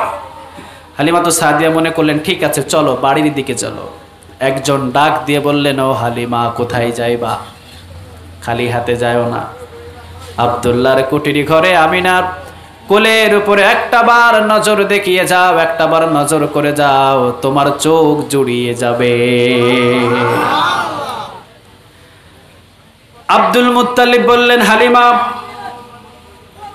বেশি টাকা দেওয়া যাবে না, বেশি পয়সা দেওয়া যাবে না। ও হালিমা যদি সময় হয় আর যদি দরদ হয়, কদর হয়, যা আমার বাবা নাই এমন একজন নাতি আছে, নাম হলো মুহাম্মদ সাল্লাল্লাহু।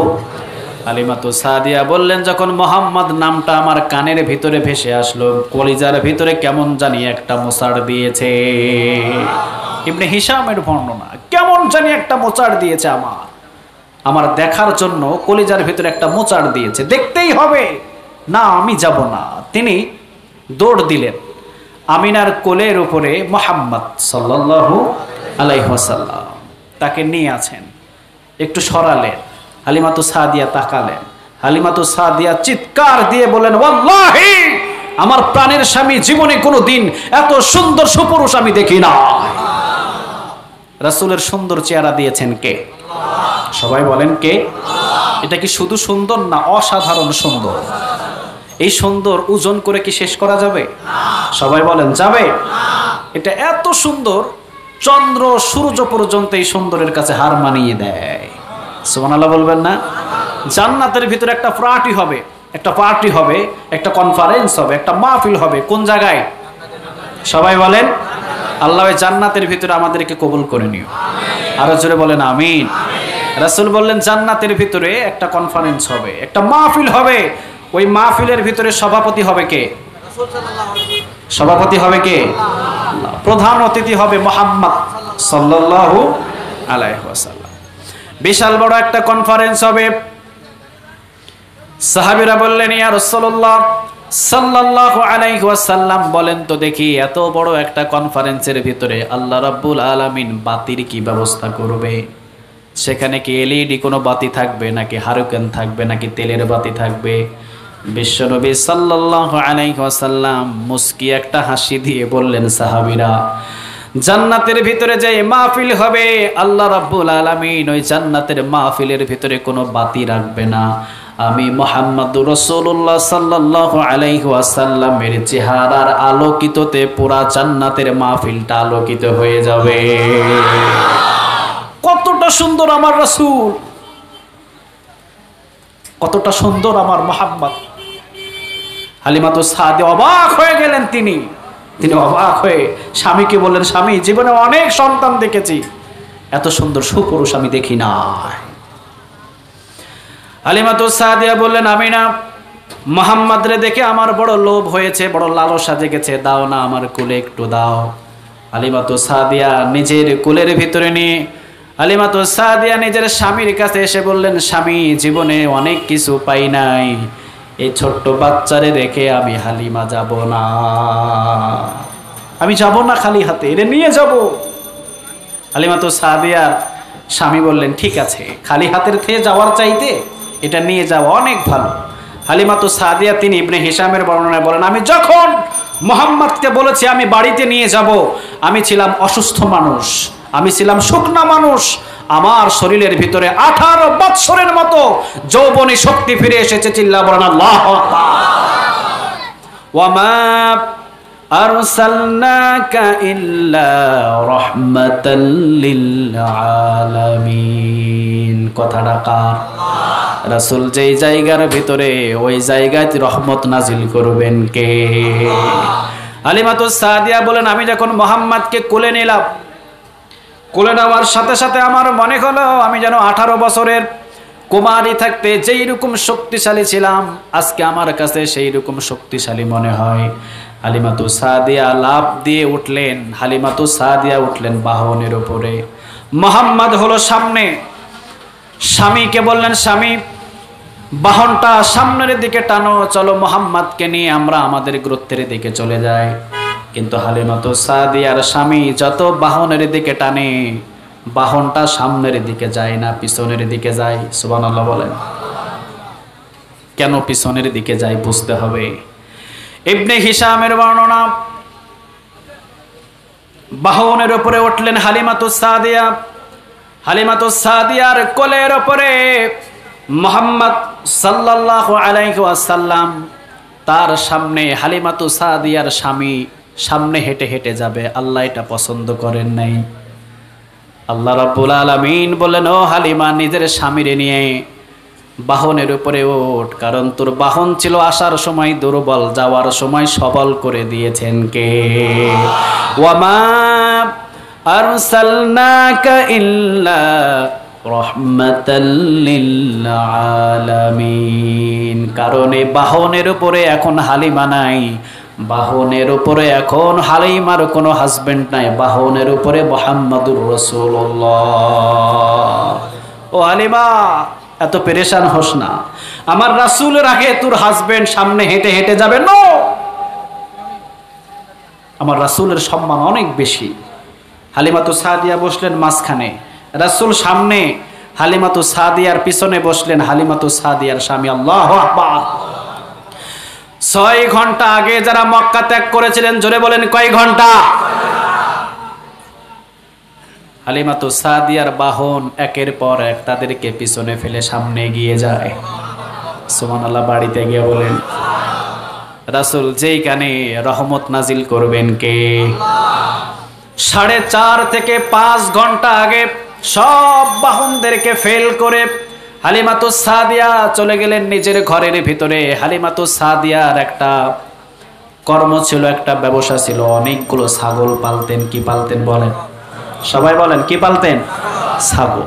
এই ছাগল পালন করার পর হালিমাতুস সাদিয়ার গোত্রের আশেপাশের মানুষগুলো ছাগলের দুধগুলো লিটার অনুযায়ী কিনে কিনে খেত, কাপ অনুযায়ী। হালিমাতুস সাদিয়ার কয়েকটা ছাগল ছিল, দুধগুলো দহন করে বাজারে বিক্রি করতেন। 1 লিটার, 2 লিটার, 3 লিটারের বেশি দুধ পেতেন না। কিন্তু হালিমাতুস সাদিয়া মুহাম্মদ সাল্লাল্লাহু আলাইহি ওয়াসাল্লামকে ঘরের ভিতরে রেখে যখনই এসেছে ছাগলের কাছে, ছাগল প্রথম দিনে দোহা করেছেন, প্রথম দিনে দুধ হয়েছে 11 লিটার। এই বরকত দিয়েছে কে? সবাই বলেন কে? প্রথম দিনে 11 লিটার, প্রতিনিয়ত দিনে দিনে দুধ বাড়ে, এই বরকতটা কার? আল্লাহ রাব্বুল আলামিন নিজেই বলছেন, ওয়ামা আরসালনাকা ইল্লা রাহমাতাল লিল আলামিন। কথাটা কার? রাসূল যেই জায়গার ভিতরে রহমত বরকত নাজিল করেন কে? এক পর্যায়ে হালিমাতুস সাদিয়া যেই জায়গায় ছাগল পাঠায়, সব সাদিয়া গোত্রের মানুষগুলো হালিমাতুস সাদিয়ার সমস্ত ছাগলের সাথে তাদের ছাগলগুলো পাঠিয়ে দেয়, কিন্তু তাদের ছাগলের পেটগুলো থাকে মরা, হালিমাতুস সাদিয়ার ছাগলের পেটগুলো সবল। আসল বরকতের খবর তো কেউ জানে না, আসল বরকত হলো মুহাম্মদুর রাসূলুল্লাহ। তিনি হলেন আসল বরকত। সুবহানাল্লাহ বলবেন না? রাসূল যেই রকম বরকত সেই রকম আদব আছে না নাই? রাসূলের ভিতরে উত্তম আদর্শ রেখে দিয়েছেন কে? আরো জোরে বলেন কে? হালিমাতুস সাদিয়া তার স্তন থেকে দুধ পান করানো শুরু করলেন। হালিমাতুস সাদিয়ার একটা মেয়ে ছিল, নাম হলো সাইমা। নামটা কি বলেন? সবাই বলেন, আবার বলেন। আরেকজন হলেন মুহাম্মদ সাল্লাল্লাহু, দুইজনেই দুধ পান করে। বিশ্বনবী মুহাম্মদুর রাসূলুল্লাহ সাল্লাল্লাহু আলাইহি ওয়াসাল্লামকে দুধ পান করানোর জন্য হালিমাতুস সাদিয়া ডান স্তন থেকে পান করাতেন। কোন স্তন? ডান স্তন থেকে পান করালেন। এরপরে বাম স্তনের দিকে মুখ নিয়ে যায়। বিশ্বনবী মুহাম্মদ সাল্লাল্লাহু আলাইহি ওয়াসাল্লাম বারবার তার মুখটাকে টেনে নেয়। আল্লাহু আকবার। যতবার নিয়ে যায় ততবার টান দিয়ে নেয়, একের পর এক যতবার নিয়ে যায় বারবার শুধু মুখটাকে টান দিয়ে নেয়। ডান স্তন থেকে শুধু দুধ পান করে, বাম স্তনের দিকে মুখ নেয় না। হালিমাতুস সাদিয়া মনে করলেন, না জানি আমার এই কলিজার টুকরা মুহাম্মাদের কোনো অসুস্থ হলো কিনা।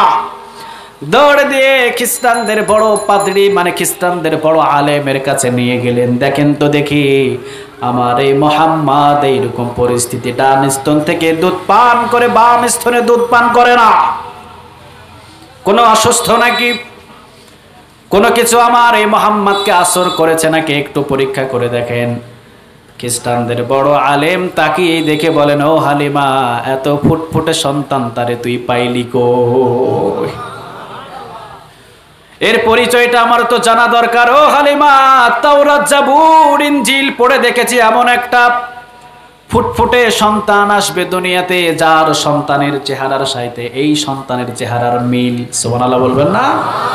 ও হালিমা, তোর কুঠুরি ঘরের ভিতরে তো এই সন্তান জন্ম নিতে পারে না, পরিচয়টা দে। ও হালিমা, তাড়াতাড়ি পরিচয়টা দে। হালিমাতুস সাদিয়া বললেন, আমি এই সন্তানটাকে মক্কা থেকে নিয়ে এসেছি। জোরে বলেন, কোথায়? সবাই বলেন। খ্রিস্টানদের বড় পাদ্রী বললেন, কুরাইশ বংশের এই সন্তান। সুবহানাল্লাহ নাই? হালিমাতুস সাদিয়া বললেন, জি। খ্রিস্টানদের বড় পাদ্রী বললেন, নাম হলো আব্দুল্লাহ। হালিমাতুস সাদিয়া বললেন, জি। খ্রিস্টানদের বড় পাদ্রী বললেন, এর মায়ের নাম হলো আমিনা। হালিমাতুস সাদিয়া বললেন, জি। খ্রিস্টানদের বড় পাদ্রী বললেন, হালিমা, যা চিন্তা করিস না, এই মুহাম্মাদের আগমন হয়েছে ইনসাফটাকে প্রতিষ্ঠিত করার জন্য। তোর আরেকটা মেয়ে আছে, নাম হলো সাইমা। ও হালিমা, তোর মেয়ে সাহিমা বাম স্তন থেকে দুধ পান করে, আর তোর এই মুহাম্মদ ডান স্তন থেকে দুধ পান করে। ডান স্তন থেকে দুধ পান করতে করতে তুই যখন বাম স্তনের দিকে মুখটা নিয়ে যাস, মুহাম্মদ মুখটা টান দিয়ে নেয়, কারণ তোর মেয়ে সাহিমার জন্য বাম স্তন ছেড়ে দিয়েছে। এর আগমনী হলো ইনসাফ প্রতিষ্ঠিত করা। আল্লাহু আকবার। হালিমাতুস সাদিয়া বলতেন, জীবনে কোনো দিন এই ছোট্ট মুহাম্মদকে আমি কখনো উলঙ্গ করে রাখতে পারি নাই। সুবহানাল্লাহ বাড়িতে গিয়ে বললেন। হালিমাতুস সাদিয়া বলতেন, জীবনে কোনো দিন এই মুহাম্মদকে উলঙ্গ রাখতে পারি নাই। একদিন খাবার যদি নাও খাওয়াতাম কোনোদিন কান্না করতো না। সুবহানাল্লাহ বাড়িতে গিয়ে বললেন। আমাদের ঘরের ভিতরে যত বাচ্চাগুলো আছে কান্নাকাটি আছে না নাই? আরো জোরে বলেন। কান্নার জ্বালাই টিকাই যায় না, ঠিক কিনা? সারাদিন কান্না করে এমনও সন্তান আছে না নাই? আছে। কিন্তু হালিমাতুস সাদিয়া বললেন, যখন খাবার দিতাম না খাবার দিনাই সারাদিন মুহাম্মদ কান্না করে না, ডিস্টার্ব করে না, কিন্তু যখন পরন থেকে একটু কাপড়টা সরে যেত চিৎকার দিয়ে কান্না করতো আল্লাহু আকবার। বয়স হলো 7 বছর। জোরে বলেন কয় বছর? সবাই বলতে হবে কয় বছর? 7 বছর বয়সে আবার মক্কার ফিরে আসলেন। মক্কায় ফিরে আসার পর এইবার মক্কা মেরামতের কাজ শুরু। সুবহানাল্লাহ বলবেন না? ইব্রাহিম আলাইহিস সালাম, ইসমাইল আলাইহিস সালাম তিনি যেই মক্কার ঘর বানালেন, আল্লাহ রাব্বুল আলামিন বললেন, ও নবী, আপনাকে দিয়ে আমি ছোট্ট মানুষ 7 বছরের শিশুকে দিয়ে এই মক্কা ঘর বানাবো। আপনারে দিয়া আমি এই মক্কা ঘরটাকে বানাবো। চিল্লা বলেন আল্লাহু আকবার। বয়স কয় বছর? সবাই বলেন কয় বছর? মক্কা মেরামতের কাজ চলছে।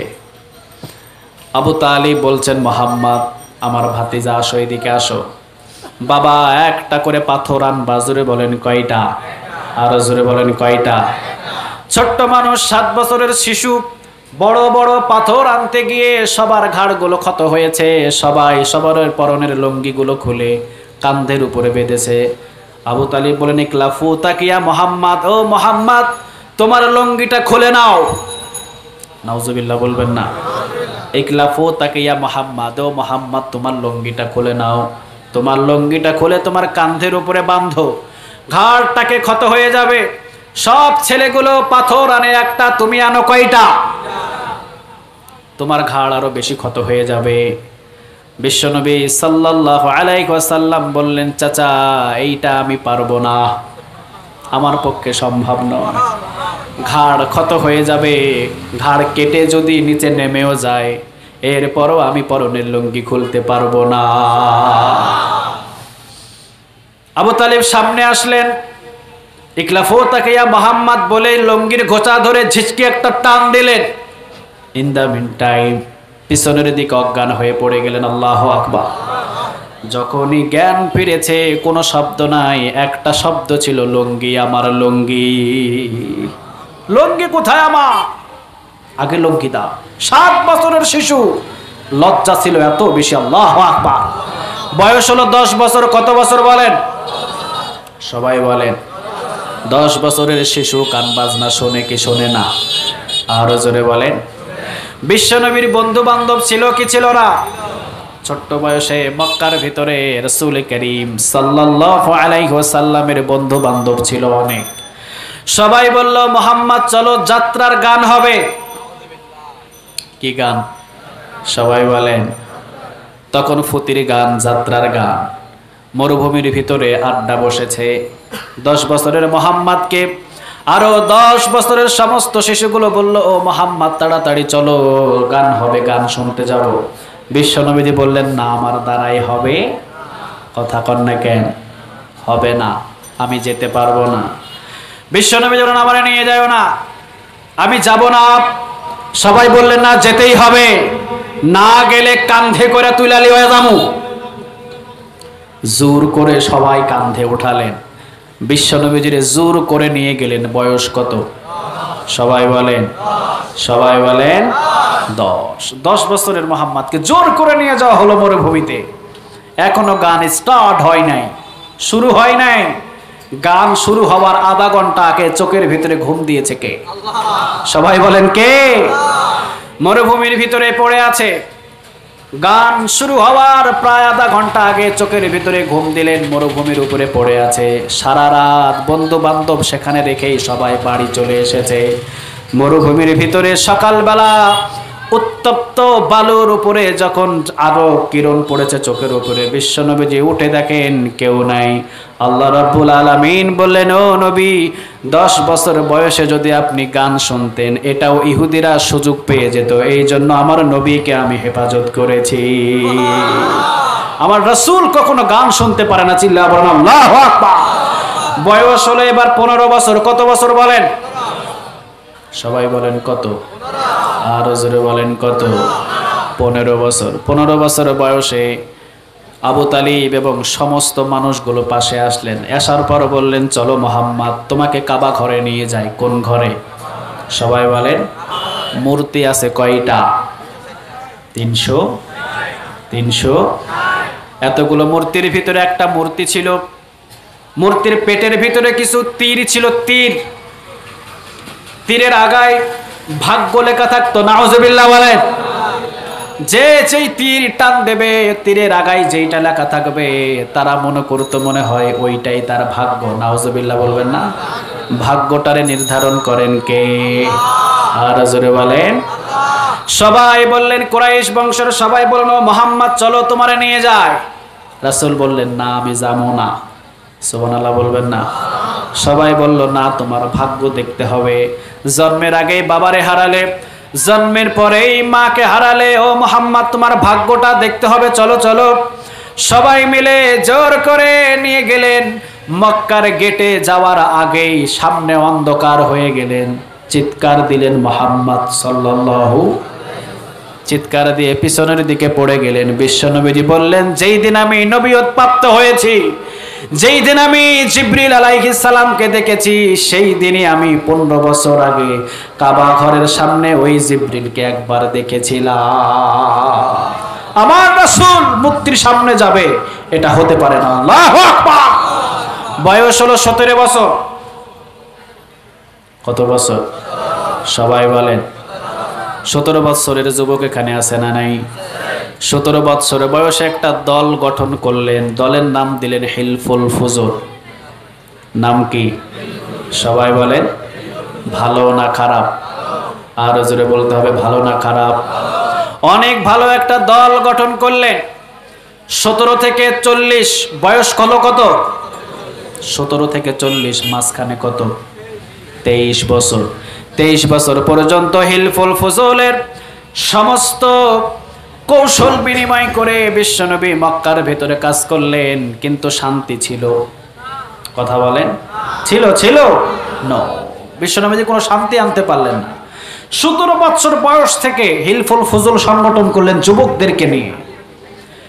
40 বছর পর্যন্ত তিনি 23 বছর চেষ্টা করলেন নিজের মেধা দিয়ে, বুদ্ধি দিয়ে মক্কাবাসীদেরকে কিভাবে ভালো করা যায়, কিন্তু নো, ভালো করতে পারলেন না। তিনি একেবারেই পারলেন না। 40 বছর শেষ, 41-এর প্রথম দিনে এই কোরআনটা পাঠালেন কে? সবাই বলেন কে? আল্লাহ বলেন, নবী আপনি তো 17 বছর থেকে 40 বছর পর্যন্ত 23 বছর আপনি আপনার হিলফুল ফুজুল সংগঠন দিয়ে মানুষদেরকে ভালো করার চেষ্টা করলেন। নবী এবার আসেন দেখি, আমি এই কোরআনটা দিলাম, এটা দিয়ে এবার চেষ্টা করে দেখেন মানুষকে ভালো করা যায় কিনা। সুবহানাল্লাহ বলবেন না?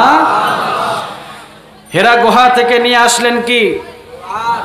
সবাই বলেন। নবীয়ত প্রাপ্ত হয়ে নিয়ে আসলেন কোরআন। কোরআন দিয়ে এখন দাওয়াত চলে। সুবহানাল্লাহ বলবেন না? এখন কি শান্তি আছে না নাই? কথা বলতে হবে, আছে না নাই? 10 বছরের ভিতরে শান্তি দান করে দিলেন কে?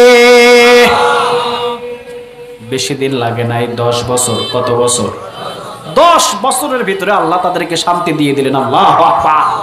কেমন শান্তি ছিল? কেমন শান্তি ছিল? যেই যুবকগুলো নারীদের প্রেমে পাগল হয়ে থাকতো, গাঁজা বলেন, মদ বলেন, ইয়াবা বলেন, এখন যেহেতু এই নেশাগুলো, তখন ছিল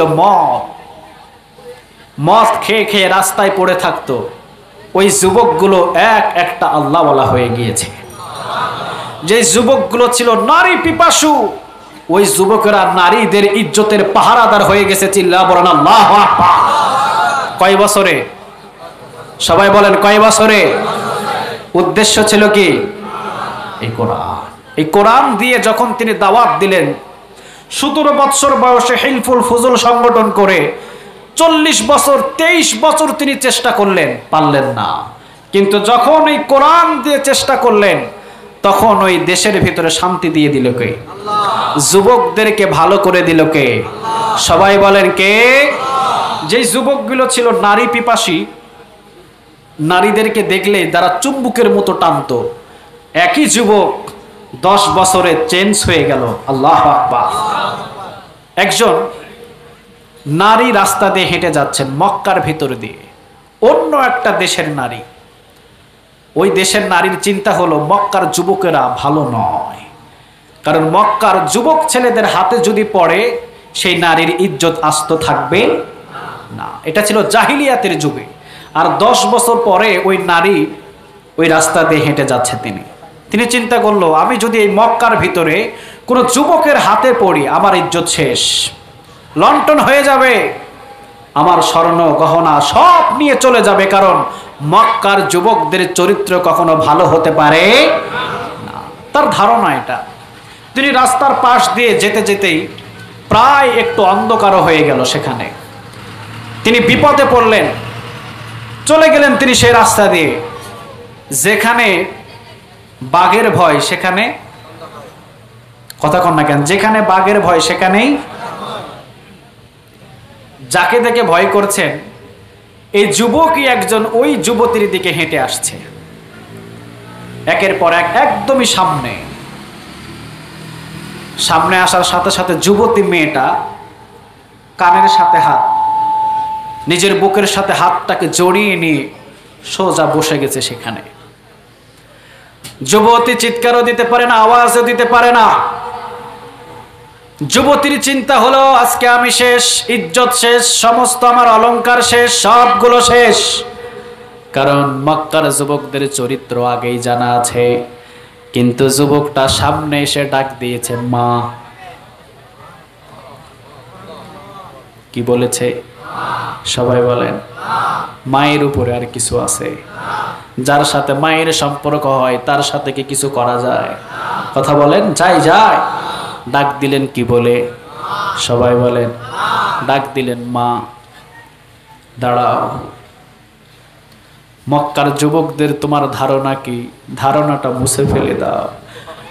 কারণ জাহিলিয়াতের যুগে এই কোরআন ছিল না, 10 বছরে এই কোরআন দিয়ে মক্কার যুবকদেরকে পাল্টাইয়া দিয়েছে কে? মা, ধারণাটা মুছে ফেলে দাও। এই যুবক যতক্ষণ পর্যন্ত জীবিত আছে ততক্ষণ পর্যন্ত আপনার সতীত্বের উপরে কেউ হাত বাড়াতে পারবে না।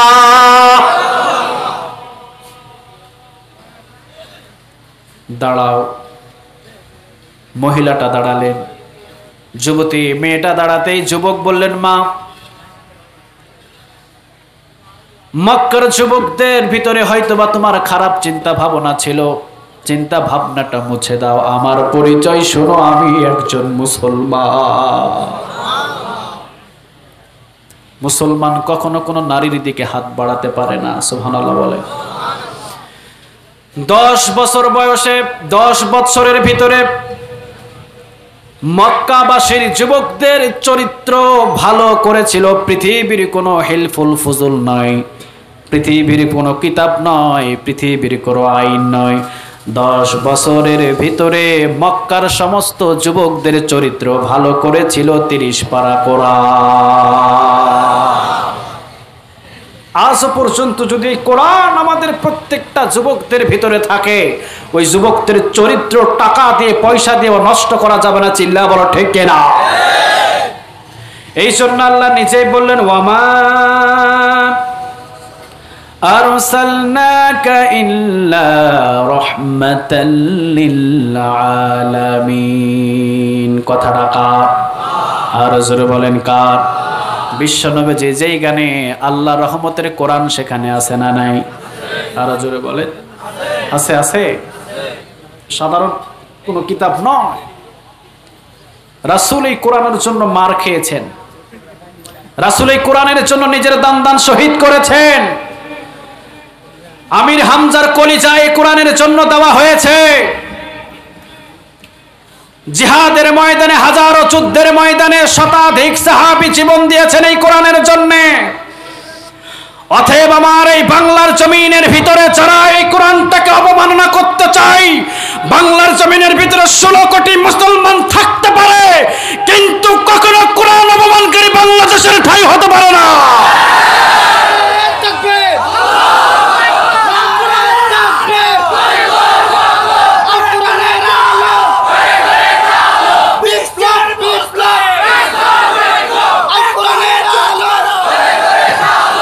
আল্লাহ তুমি কবুল করো। আর জোরে বলেন আমিন। 10 বছরের ভিতরে মক্কার যুবকদের চরিত্রগুলো চেঞ্জ করে দিল এই 30 পারা কোরআন, ঠিক কিনা? এটা রাসূলের উপরে রহমত করেছিলেন কে? আরো জোরে বলতে হবে কে? আমার বাংলাদেশের ভিতরে নামাজি মানুষ বেশি না বেনামাজি মানুষ বেশি? সবাই বলেন নামাজি না বেনামাজি? আওয়াজ দিতে হবে, নামাজি না বেনামাজি?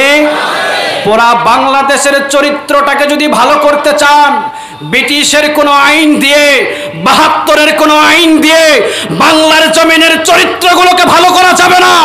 বাংলার জমিনের চরিত্র যদি ভালো করতে হয়, ৩০ পারা কোরআন পার্লামেন্টে থাকতে হবে।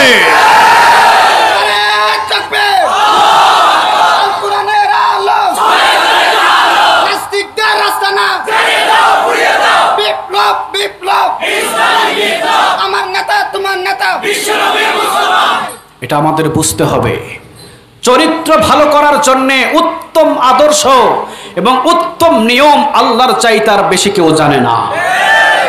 এই যুবকেরা আজকে নামাজি হয় না, যুবকেরা আজকে কোরআন থেকে দূরে। পার্লামেন্টে কোরআন যাক, কোরআনের আইন চালু হয়ে যাক, একদিন লাগবে মসজিদ পুরতে, ঠিক কিনা?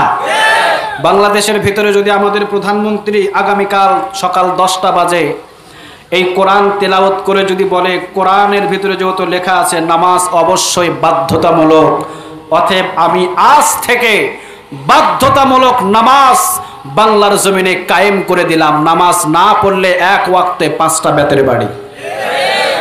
জোরে বলেন কয়টা? 5 ওয়াক্তে কয়টা? 5 ওয়াক্তে কয়টা? একদিন যদি খাই, দ্বিতীয় দিন কি আর খাইতে মনে চাইবে? কথা বলেন, চাবে? চাবে? তাহলে বোঝা যায় বাংলাদেশের ভিতরে নামাজির চাইতে বেনামাজি এখনো বেশি।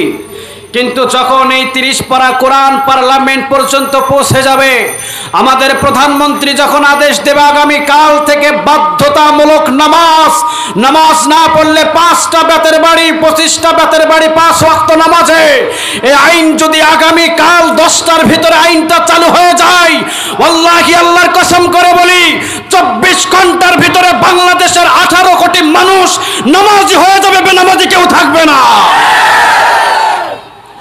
এই কোরআনটা যদি পার্লামেন্টে যায়, পুরা বাংলাদেশের চরিত্রটা পাল্টে যাবে, ঠিক কিনা? কিন্তু কেন যায় না? কেন যায় না? এটারও একটা ব্যাপার আছে না নাই? কারণ এই বাংলাদেশের ভিতরে যদি পার্লামেন্টে এই 30 পারা কোরআন যদি একবার উঠে যায়, ডক্টর প্রতিমন্ত্রী মুরাদ হাসানের মতো এমন মানুষ বাংলাদেশে থাকতে পারবে না।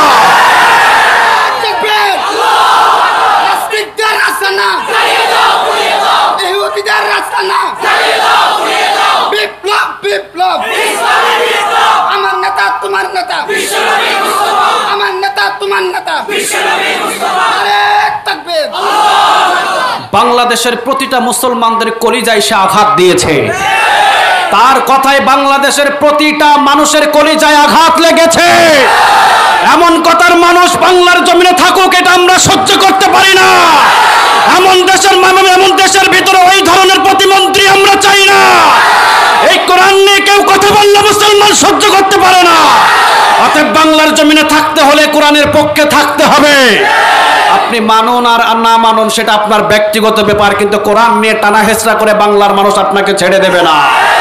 হোক সে সুন্নি, হোক সে ওয়াহাবি, হোক সে জামাত, হোক সে চরমনাই, যে হোক না কেন, কোরআন নিয়ে, আল্লাহ নিয়ে, আল্লাহ রাসূলকে নিয়ে বাংলার জমিনের ভিতরে যারাই কথা বলবে, সবাই একত্রিত হয়ে তাদের জিহ্বা থেকে টেনে ছেড়ে ফেলা হবে।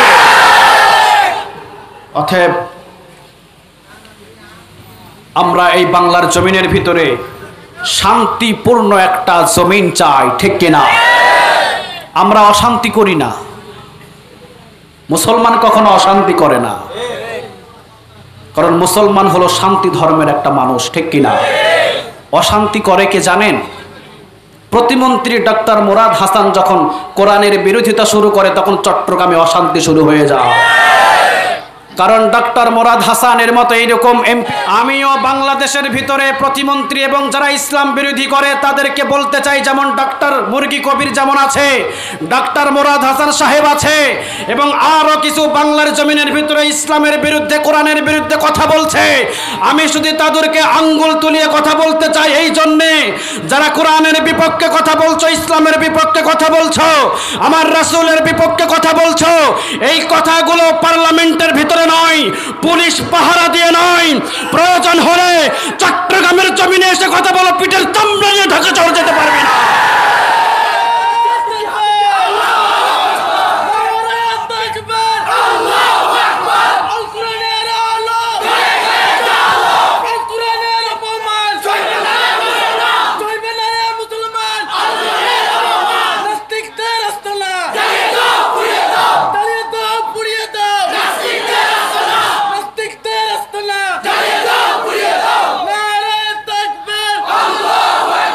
অতএব আমাদের বুঝতে হবে যেই 30 পারা কোরআন আমাদের পৃথিবীর সমস্ত অন্ধকার থেকে আলোর পথের দিকে নিয়ে যায়, ওই 30 পারা কোরআনে আঘাত করলে আমরা সহ্য করতে পারি না। জাহিলিয়াতের যুগ থেকে মক্কার যুবকদেরকে আল্লাহওয়ালা এবং জান্নাত পর্যন্ত পৌঁছে দিয়েছে যেই 30 পারা কোরআন। এই 30 পারা কোরআনকে নিয়ে কেউ বাদরামি করলে মুসলমান সহ্য করতে পারে না। এই জন্য এই 30 পারা কোরআনকে আমরা সবাই মানতে রাজি আছি। সবাই বলতে হবে সবাই রাজি। যার ঘরের ভিতরে কোরআন নাই আজকে প্রত্যেকেই আগামীকাল 10টা 12টার দিকে প্রত্যেকে একটা কপি কোরআন ঘরের ভিতরে রেখে দিবেন। সবাই রাজি আছেন? যার ছেলে মেয়ে কোরআন পড়তে জানে না ইমাম সাহেবকে টাকা দিয়ে হলেও কোরআন শিক্ষা করাবেন। রাজি আছেন সবাই? কারণ এই কোরআন যতক্ষণ পর্যন্ত না বুঝবে, কোরআন যতক্ষণ পর্যন্ত না পড়বে, ততক্ষণ পর্যন্ত বাংলার জমিনের ভিতরে ডক্টর মুরাদ হাসান সাহেবের মতো মানুষ এই কোরআনের বিপক্ষে কথা বলার সাহস পাবে।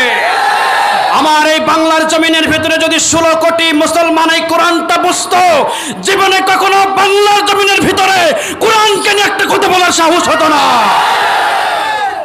অতএব আমরা আজকে শপথ নিতে চাই, যারা কোরআন পড়তে জানি না আজকে শপথ নেব, আজ থেকে কোরআন শিক্ষার প্রতিযোগিতা লাগবে। সবাই রাজি আছেন? আল্লাহ তুমি কবুল করে না। আরো জোরে বলেন আমিন, আরো জোরে বলেন আমিন। এই জন্য আল্লাহ রাব্বুল আলামিন বললেন ওয়ামা আরসালনাকা ইল্লা রাহমাতাল লিল আলামিন। কথাটা কার? আরো জোরে বলেন কার? রাসূল হলো দুনিয়ার জন্য রহমত স্বরূপ। সুবহানাল্লাহ বলবেন না? হালিমাতুস সাদিয়ার ঘরের ভিতরে যেই সময় রহমত, বলেন তো দেখি হালিমাতুস সাদিয়া ইমানদার না বেদিন? কথা কন না কেন? ইমানদার। কথা বলেন। তখন তিনি ইমানদার নয়, তখন তিনি ইমান আনতে পারেন নাই। তার ঘরেও তার ঘরের ভিতরে বরকত দিয়ে পরিপূর্ণ করে দিয়েছে কে? আরো জোরে বলেন কে?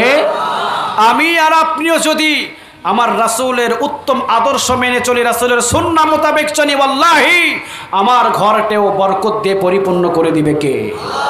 বাংলার জমিনটা যদি রাসূলের সুন্নাহ অনুযায়ী আইন দিয়ে চলে, বাংলার জমিনটাও বরকত দিয়ে পরিপূর্ণ করে দিবে কে?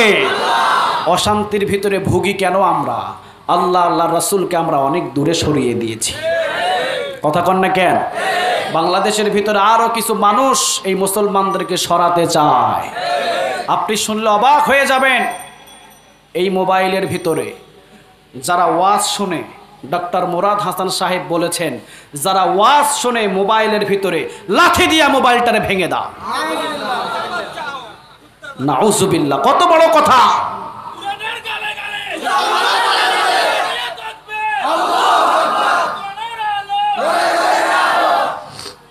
এগুলো সহ্য করবে না মুসলমান।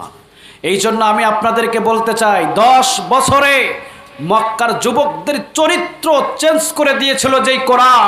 যারা কোরআন আমরা এখনো বুঝি নাই, ওই কোরআনটা বোঝার জন্য আজ থেকে আমাদের প্রতিযোগিতা থাকবে। সবাই রাজি? কথা বলতে হবে সবাই রাজি? আমরা এলাকার ভিতরে আজকের যেই ফাউন্ডেশন, এই ফাউন্ডেশন থেকে যেন এমন একটা ফাউন্ডেশন তৈরি করা হয়, এমন একটা সুযোগ করে দেওয়া হয়, বয়স্ক যত মানুষ আছে তাদেরকে যেন বিনা পয়সায় একজন ভালো ইসলামিক স্কলার রেখে কোরআন যাতে শিক্ষা দেওয়া যায়। সবাই রাজি? আপনারা রাজি সভাপতি সাহেব? আলহামদুলিল্লাহ দিয়েছেন। রমজানের সহিভাবে কোরআন শিক্ষা করার জন্য আপনাদের সুব্যবস্থা থাকবে, আলহামদুলিল্লাহ বলেন। প্রতি এলাকায় প্রতি জায়গায় এই বছরে প্রত্যেকটা মাহফিলের প্রত্যেকটা স্কলারদেরকে জানানো হয়েছে, প্রত্যেকটা কোরআনের মাহফিলে শুধু ওয়াইজিনরা কোরআন শুনবে তা না, ওয়াইজিনরা কোরআন থেকে আলোচনা করবে তা নয়, প্রত্যেকটা ওয়াজের ময়দান থেকে যেন প্রত্যেকটা ইসলামিক স্কলার প্রত্যেকটা মানুষদেরকে নসিহত করে কোরআন যাতে প্রতিটা ঘরের ভিতরে তাফসীর সহকারে থাকে। সবাই রাজি তো? আল্লাহ তুমি কবুল আর মঞ্জুর করো। আরো জোরে বলেন আমিন। আমি সূরায়ে আম্বিয়া থেকে আমি 107 থেকে কিছু কথা বলার চেষ্টা করলাম। শারীরিক অবস্থাও ভালো না, সেই জুমার নামাজ শেষ করে রওনা দিয়েছি।